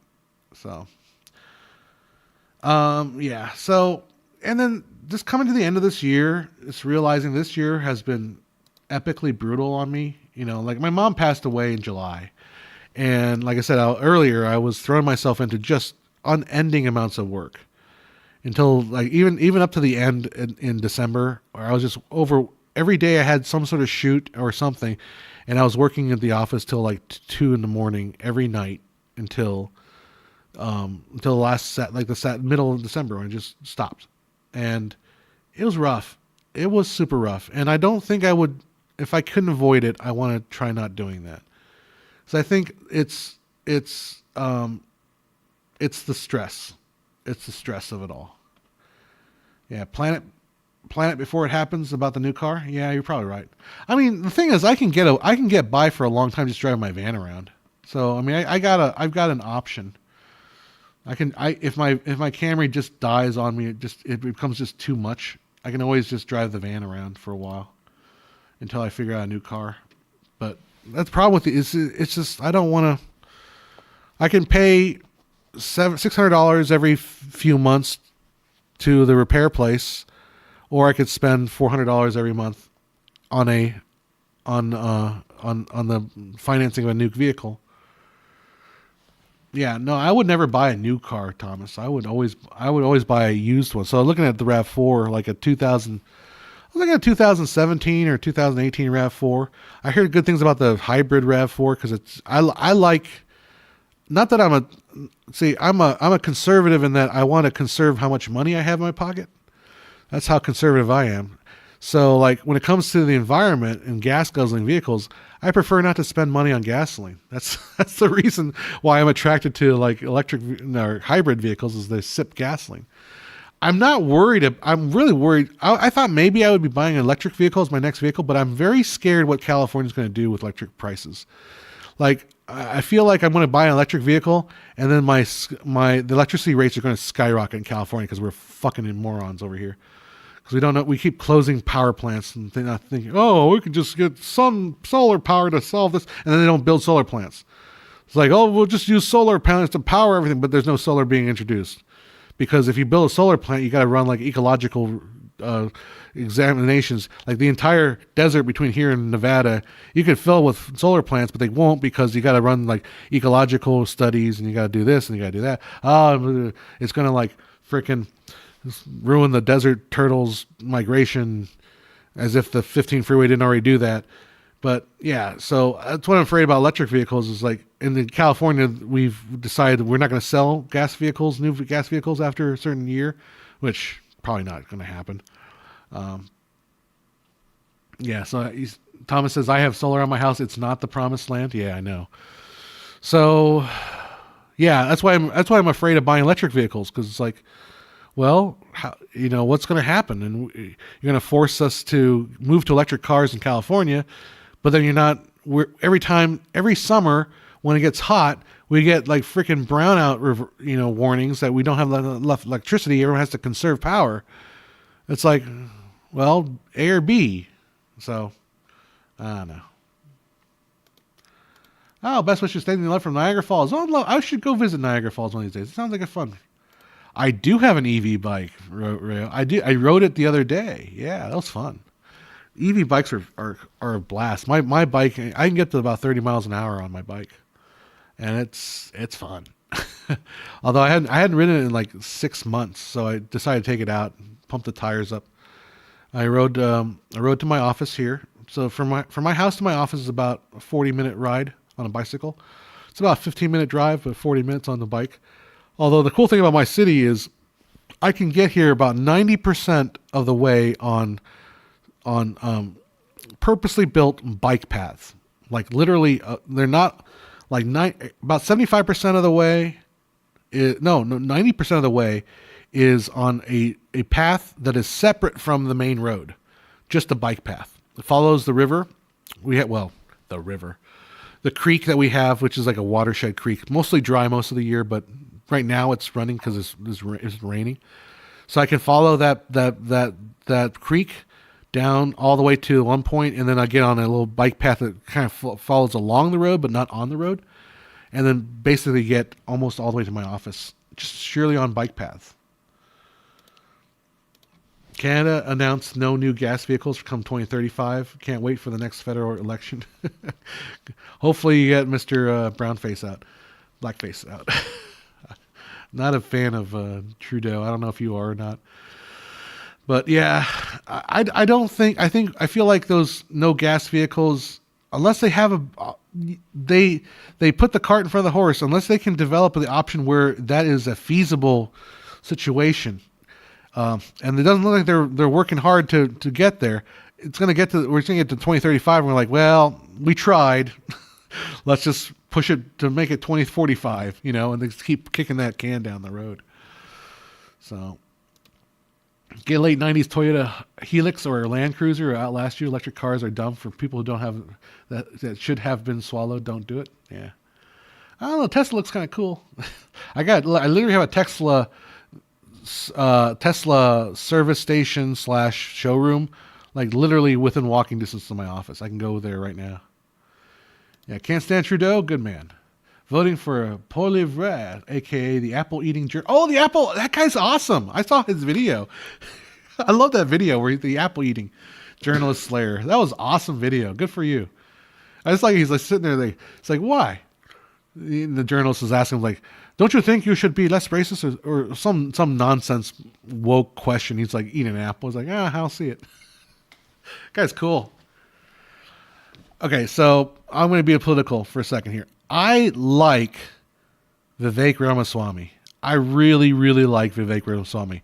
And I saw a video last night of him, and it was really incredible. He's in Ohio, I think, right now. Either Ohio or Iowa doing their, because January they do their primary. And this one lesbian chick gets up and asks him, what do you think about the LGBTQ? And he's like, well, what, do you have a question? And she was very, very hostile at first. Very, very hostile. And Vivek just basically kind of like, look, I want you to ask your question. He goes up to her with a mic. He's like, here, I want you to ask your question. Then I'm going to talk, and I'll let you respond. And she was very angry. Very angry. Well, what do they're getting bullied, and he goes up to her with the microphone. He's like, here. I don't need the microphone. I can speak loud enough. Okay. All right. And she asked a question about gay and transsexuals being bullied, and what are the Republicans doing about that? The Republicans are so evil. They don't know anything better.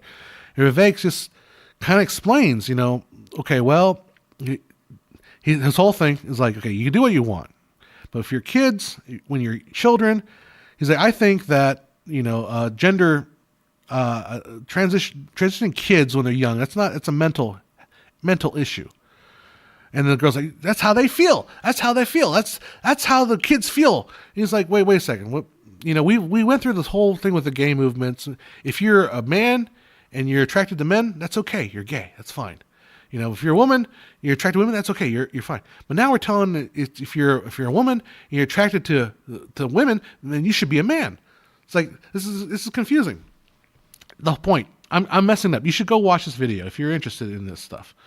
Watch Vivek.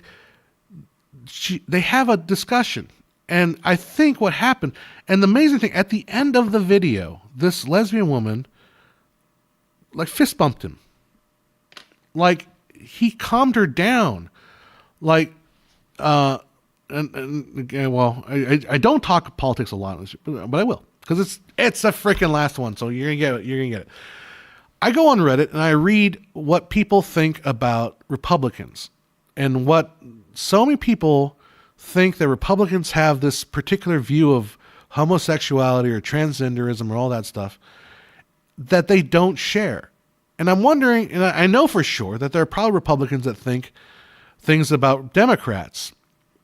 They have views about Democrats that Democrats don't necessarily share. Although I feel like that's less so because the Democrat narrative gets shoved down our face much more than the Republican narrative, because the Republican narrative is under wraps on the political media sphere. But she sounds like she was a plant. I don't know though. Like, go watch the video. Have you seen the video? Because she comes off so angry at the beginning. But I think what happens was Vivek's whole message was not like, look, if you're an adult, you can do what you want. But if you're a child and if there's a child that comes to you and says, I don't feel comfortable in my body, like, I think I'm a boy, I'm a girl, but I'm a girl, but I feel like I'm a boy. And then the immediate response is, okay, let's have you get some really expensive medical treatments. Let's cut off your breasts. Let's take out your uterus. God, that just sucks. That just, that feels bad, and it's not reversible. And to say it's not a mental illness, well, that's the way they feel. That's the way they feel. Well, I'm depressed right now. Like, I'm depressed. I feel bad. Does that mean I am bad? So just because though I feel something doesn't necessarily mean depression's a mental illness. So do we just give in and say, oh yeah, you're right. You should be depressed. You're an awful human being. You're just terrible. You're no good at anything. So, but I think what happened with Vivek and the way he approached it, and it was it was such a positive message.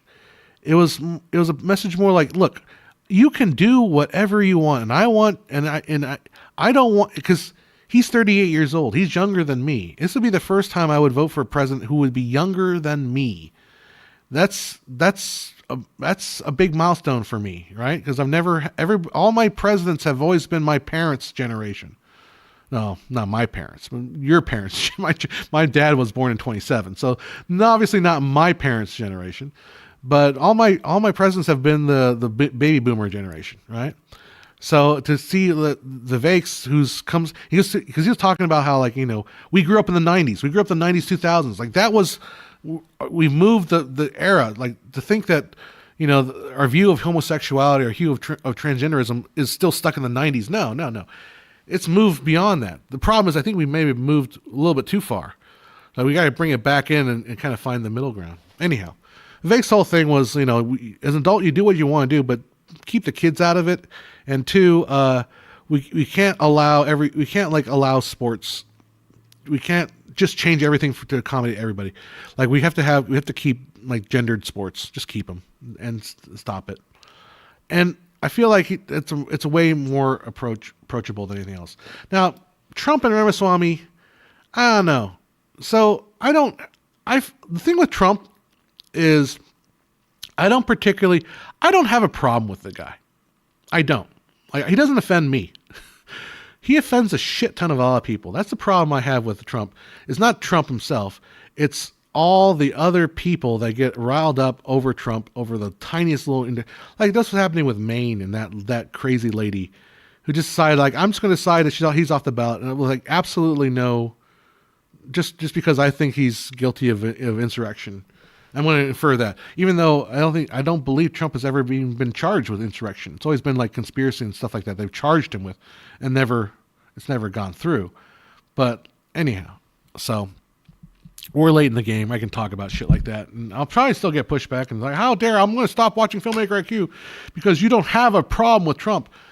It's just like, it's a weird, you talk about preserving democracy, and you literally are ripping candidates off of the democratic process. You're literally interfering with the democratic process, and over a case that they haven't even settled or even charged, frankly, with that stuff. I don't know. I feel like, again, kind of talking about what we talked earlier about Elon Musk. A lot of this is self-inflicted anger. Like, this is stuff that you're working yourself up into a frenzy. Like, so, I mean, okay, pull it really, Yeah, 2024 is politically going to be a tough spoon to swallow. That's the problem with 2024 is there's going to be riots, period. It's like you have a segment of the population, they talk about derangement syndrome, Trump derangement syndrome, Bush derangement syndrome, all these derangement syndrome. It's these people, and I've seen it happen in my own life, that people. All right, I'll share this story. Why not? We'll go through it. Go get some sleep, petrosexual. Aaron engages dialogue. The thing actually value of democracy. Without it, we have angry mobs fighting for control and tensions build with each. That's what worries me. Is there's just angry mob, and that's all we've got now. It's all we have, and that's it. It's just angry mob. Yeah, riots, conspiracy theaters, now the movie about New American Civil War, collapse society. Oh, here comes the tinfoil hats. Yeah. So, and I think COVID contributed a lot to this because they opened a big can of worms with COVID by forcing everybody to basically lock down and then use social media as a form of socializing, which is bad. This one guy that was always a lefty and always kind of at odds with most of my friends, which are right wingers, and my town, which is mostly right wing. And right wing has very degrees of shading to that too, right? There's some people that are very, very right, and some people that are more like, it is what it is, and the government's all full of crap, and so are the big businesses. I'm more very moderate right. I'm just right. I'm literally moderate, which makes me right of Hitler. Anything left of Marx is considered just as bad as Hitler. Anyhow, so this one guy I know is always lefty, but always amicable enough that you could hang around with him. Well, Trump destroyed him, and then COVID. He was retired, so COVID really destroyed him because all he did was sat on Facebook and just battled windmills all fucking day long. And then finally, when COVID let up enough where we could all get together to have like a little tennis game, my God, the first thing immediately, just attack dog. And the thing was vaccines. Vaccine was the issue. And he's like, I can't believe anybody would not take the vaccine. I can't believe anybody would not take it. This is ridiculous, right? And I said, well, you do know that your candidate, Kamala Harris, said she wouldn't take the Trump vaccine. And he's like, he denied that happening. He denied it happening. And what drove me nuts about that was he is supposedly well-read. And he forgot that Kamala Harris, during a debate in a Democratic debate among Democrats, said that she would not take the Trump vaccine. She would not take the Trump vaccine. And you forgot that detail, or you just didn't. It's like, no, it doesn't exist in your world because you're so focused on, you can't accept any. And then but then it was on the, then he went home. I went home and let it go. And he emailed me, I looked it up and she said that, but that was a whole era of drinking bleach. And I didn't feel like doing the whole drinking bleach thing because that whole hoax is just tired. The day it happened, I got sick of that hoax. Like the very day it happened, I said, no, he didn't say anything about drinking bleach. Like I literally looked it up. Did he say bleach? No, he did not say bleach. He wasn't even talking about it. It got twisted into the whole drinking bleach. It wasn't even drinking. It was injecting a disinfectant. If you want to be very gracious about that. And that's not drinking bleach. It's injecting a disinfectant. It's different. And then it was talking about light. It wasn't even talking about that. But anyhow, so he did burn every single bridge. He's no longer invited any groups that I play in. And it's all self-inflicted. And unfortunately, I mean, the thing is, look, Trump is partly responsible for that because of his attitude, is the way he engages the internet and the way he engages the press and all that stuff. But it's also partly the responsibility of media. So, Jack, you gotten tired of my rambling. Go, take care. Have a happy new year. Take care. I'll see you on the other side. On the other side. Yeah, Aaron. Aaron's hitting my. I think we're very, very simpatico in our thinking here. COVID changes society. Families, friends get torn apart in cognitive dissonance that will plague a generation. Yeah. Yeah. I mean, well, there was that Bill Maher thing recently with Seth MacFarlane. And two people that are relatively on the same political page and spectrum, obviously, very disagreeing on the vaccine itself. COVID almost in a way shows us that we are not that much different than the Black Plague medieval peasants and the way they thought. You know, you ever think about that? You ever think about how the fact that we are not much different than those people that we thought were so clueless? I mean, to be unfair, it's only been like 500 years. It's only been 500 years. We have some cool technology, but that's not, your average citizen doesn't invent cool technology. So, in the first 2 years of Biden, I think the world will thank them 20 years later after they lost Congress. It's terrible. Next year we might have new World War III. Biden showing his skills without the new generation. I'm not sure I understand any of that. Biden, I don't know. Biden is it's not really a human. He's not there. He's something. I don't think he's controlling anything. I think it's the bureaucrats that run the show. I'm a constitutional libertarian. Yep. I'm not a libertarian necessarily. I'm a social libertarian. I just believe there's a role for government, but I just don't. I think we got to learn to understand what the role is of government. Yeah. I just see the COVID-19 shutdown, masking, distancing, or experiment by the government to see how far. I don't think it was an experiment. I think so. Maybe I've talked about this, but I was part of that. I was part of that conspiracy. I was a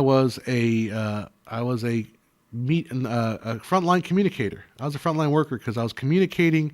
I worked for governments. I worked for cities and explaining, like telling people getting the word out what the city. So I got to be in the room, not in all the rooms, but I've heard chatter. And the mayor of the city that I worked for worked as an emergency coordinator for this county of Riverside. Because the mayor's city council are not like full paid jobs. They're part-time jobs. They get paid like $600 a month to do like meetings and do stuff, be representatives, but they're not like full. So his full-time job was as emergency coordinator. He's a U.S. Marine and pretty much a right winger too. I mean, pretty right of center, I think. And so I was the communicator on the front lines.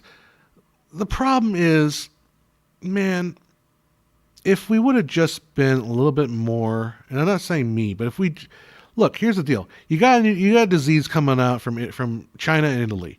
You see these reports of, okay, in Italy, their freaking hospitals are overrun.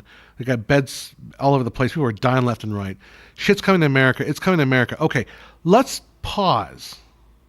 All right, let's pause. Let's shut down for a little bit. Let's shut down for 2 weeks. 2 weeks to flatten the curve. Let's shut down and just pause and see what's going on. Because we need to take a break.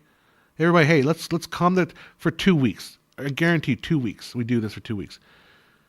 But it doesn't stop at 2 weeks because there's no fucking adults in charge. The adult thing would be stop, assess the situation, and then consider how do we move forward. But it started off that way. Stop, assess the situation, but we never moved forward. And we still haven't moved forward.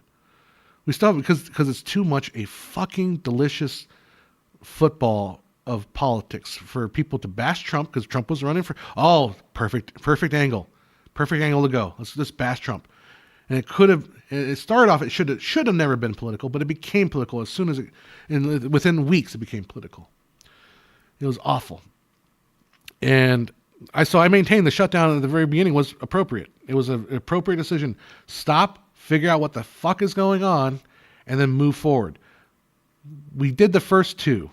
We never did the third. Because God forbid, if you moved forward and someone were to die from getting sick because we decided to move forward, then you would get blamed for allowing somebody to die.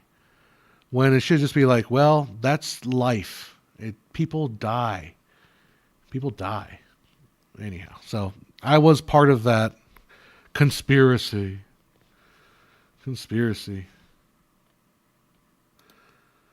Biden blew up American foreign policy in 1 week, and then Trump does it in 4 years. Now he struggled to clean up his mess.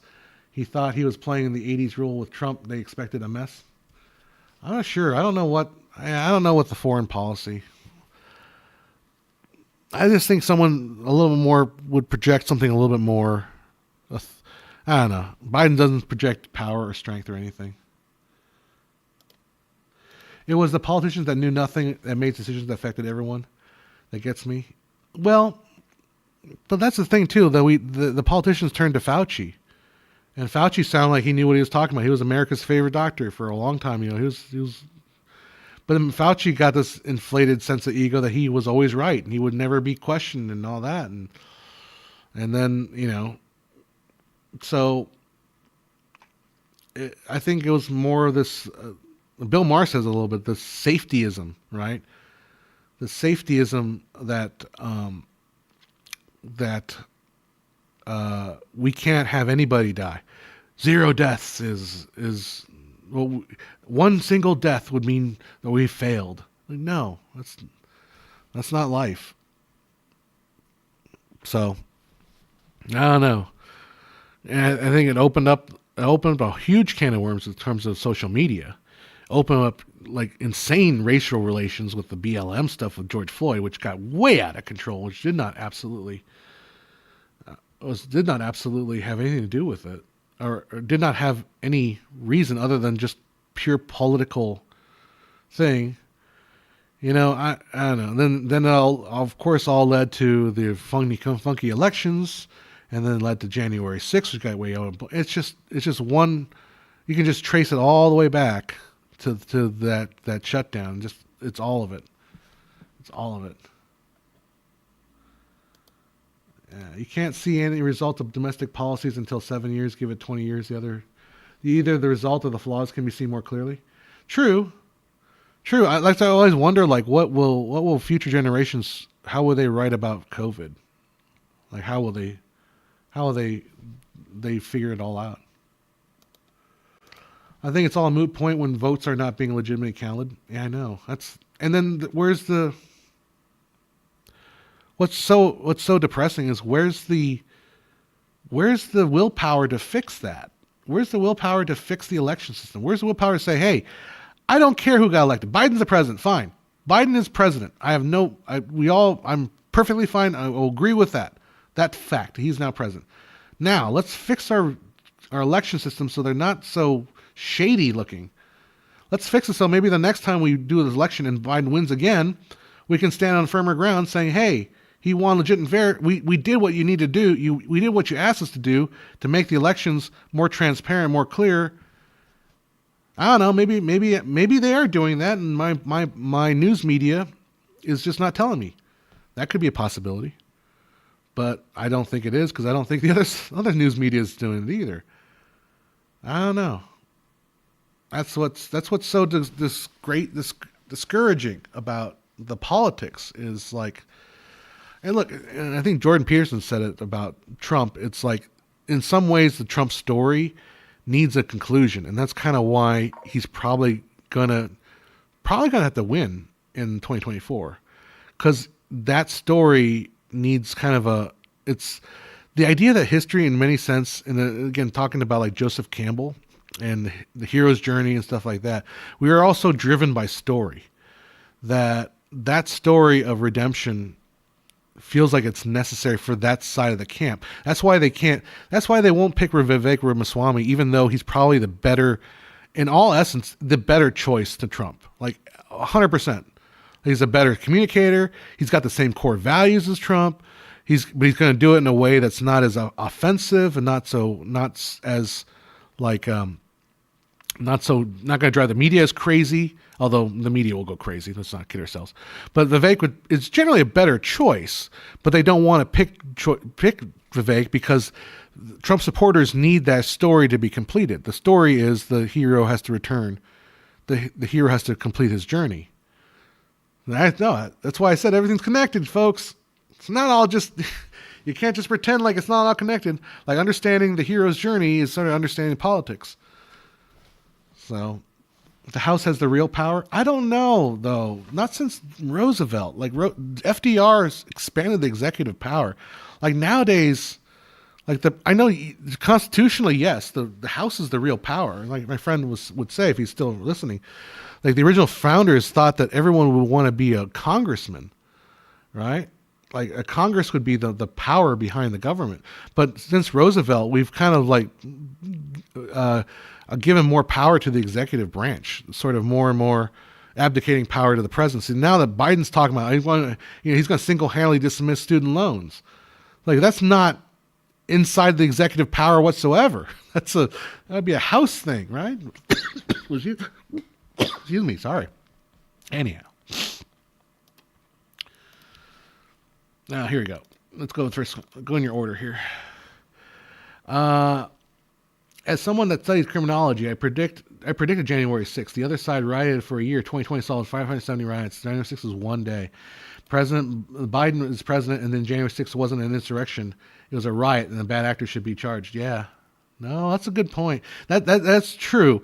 And the right also feels that when they had protests against the vaccines or protests against the lockdown, churches getting shut down by the city. But then here comes George Floyd dies, and now there's more and more evidence.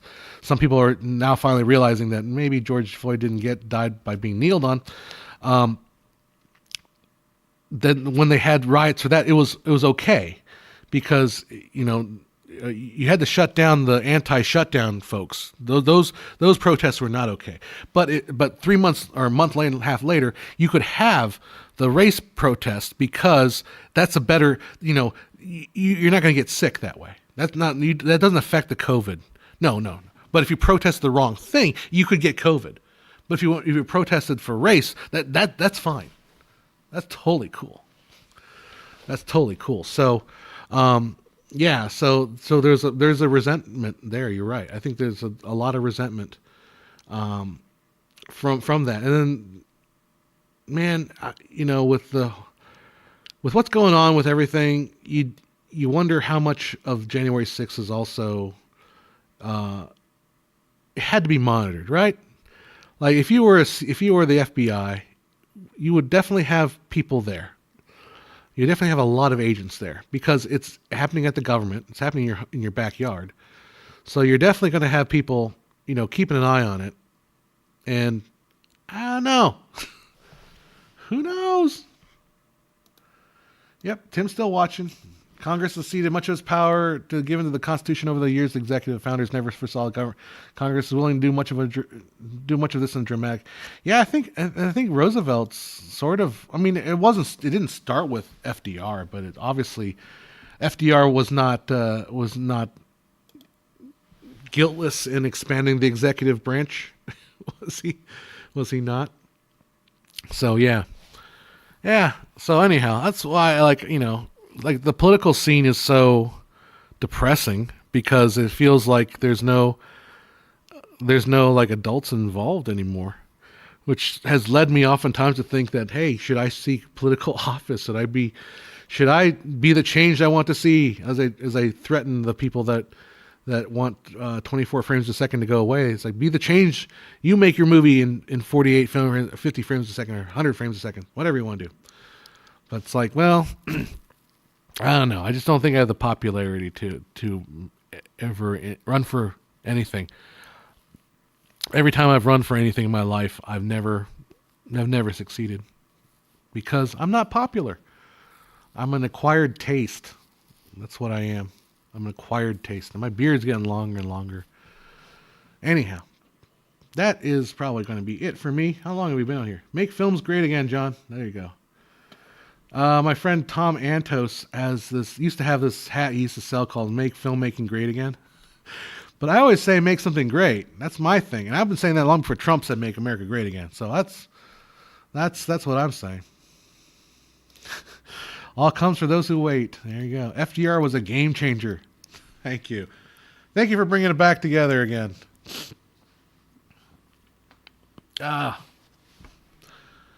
The founders planned or are planning for the Constitution to keep it expanding, not to be taken as a Bible. They don't predict that they can stop changing it.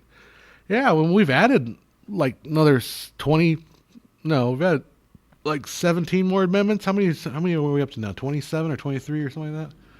So we've been adding to it. The problem is the country's getting bigger and bigger too. So it's going to be very much harder to get 2/3 or 3/4 of a majority in order to change things in the Constitution. So, all right. Well, you guys are all going. I'm going to get ready to go too. You guys are all bailing on me. Time to go. Have a great day. New Year's Eve and day. See you next year. Yep. Let's make 2024 great again. And let's not have some. Let's not keep the riots. Let's keep the rioting down, shall we? Although I'm not talking to you guys. You guys are probably not going to be the one rioting. But let's kind of keep a level head on things, guys. Let's pretend that the other side of the coin are human. And I'm not talking to most of you guys. I'm talking about the other side. You stop being such twats. So, all right, guys. Well, I'm going to probably end it here. What are we at now? Left-handed puppetry says the smiley face, doggy face, doggy face. You're going to see me tomorrow. I'm going to try to make some chicken squares. So last time I was at Sally's house, Sally Sizzler, her family made these chicken squares. And the last time I was to her house and she made them, she didn't have enough for everybody. So she had enough for her family. She didn't give me any. So like I didn't get to try these chicken squares. But then this time she had left over because like one of her daughters didn't make it back from Texas or something like that. So I had a couple of these chicken squares and they're freaking delicious. So like I want to make these chicken squares for tomorrow. And what they are is basically chicken and some cream cheese, onions, and some other stuff. And then you wrap it in a crescent roll and you bake it. And it was pretty freaking good. So I'm going to go get some stuff to make chicken squares. And I'm probably going to go, so I'll go to Costco and I'll go to Winco, go all the Co's, check it out. All right. So I'm feeling depressed, feeling like it's a low down. And New Year's Eve is always like me. It's like Captain what's his character's name? Sergeant. What's his name? Guy from Forrest Gump. Anyhow, he's sitting there like on New Year's Day. He's got his hat on. He's looking miserable. Sergeant, I forget. Oh, okay. Well, I'll look it up one last time. Forrest Gump, Sergeant Dan. That's what his name. Which he does come around here to my town once in a while with the Wounded Warrior Project. So he does the Lieutenant Dan. He's got his own like he's a huge following in the right wing crowds for the Wounded Warrior stuff. Yeah. So, yep. Have a great night. Happy New Year. 2024 will be definitely a good year. It's an even number. It's leap year, isn't it? Leap year? Yeah, we got another leap year coming. So an extra day. All right, guys. So I am going to hit the fade out button, and we will talk to you in the new year. We'll see you later. Bye now.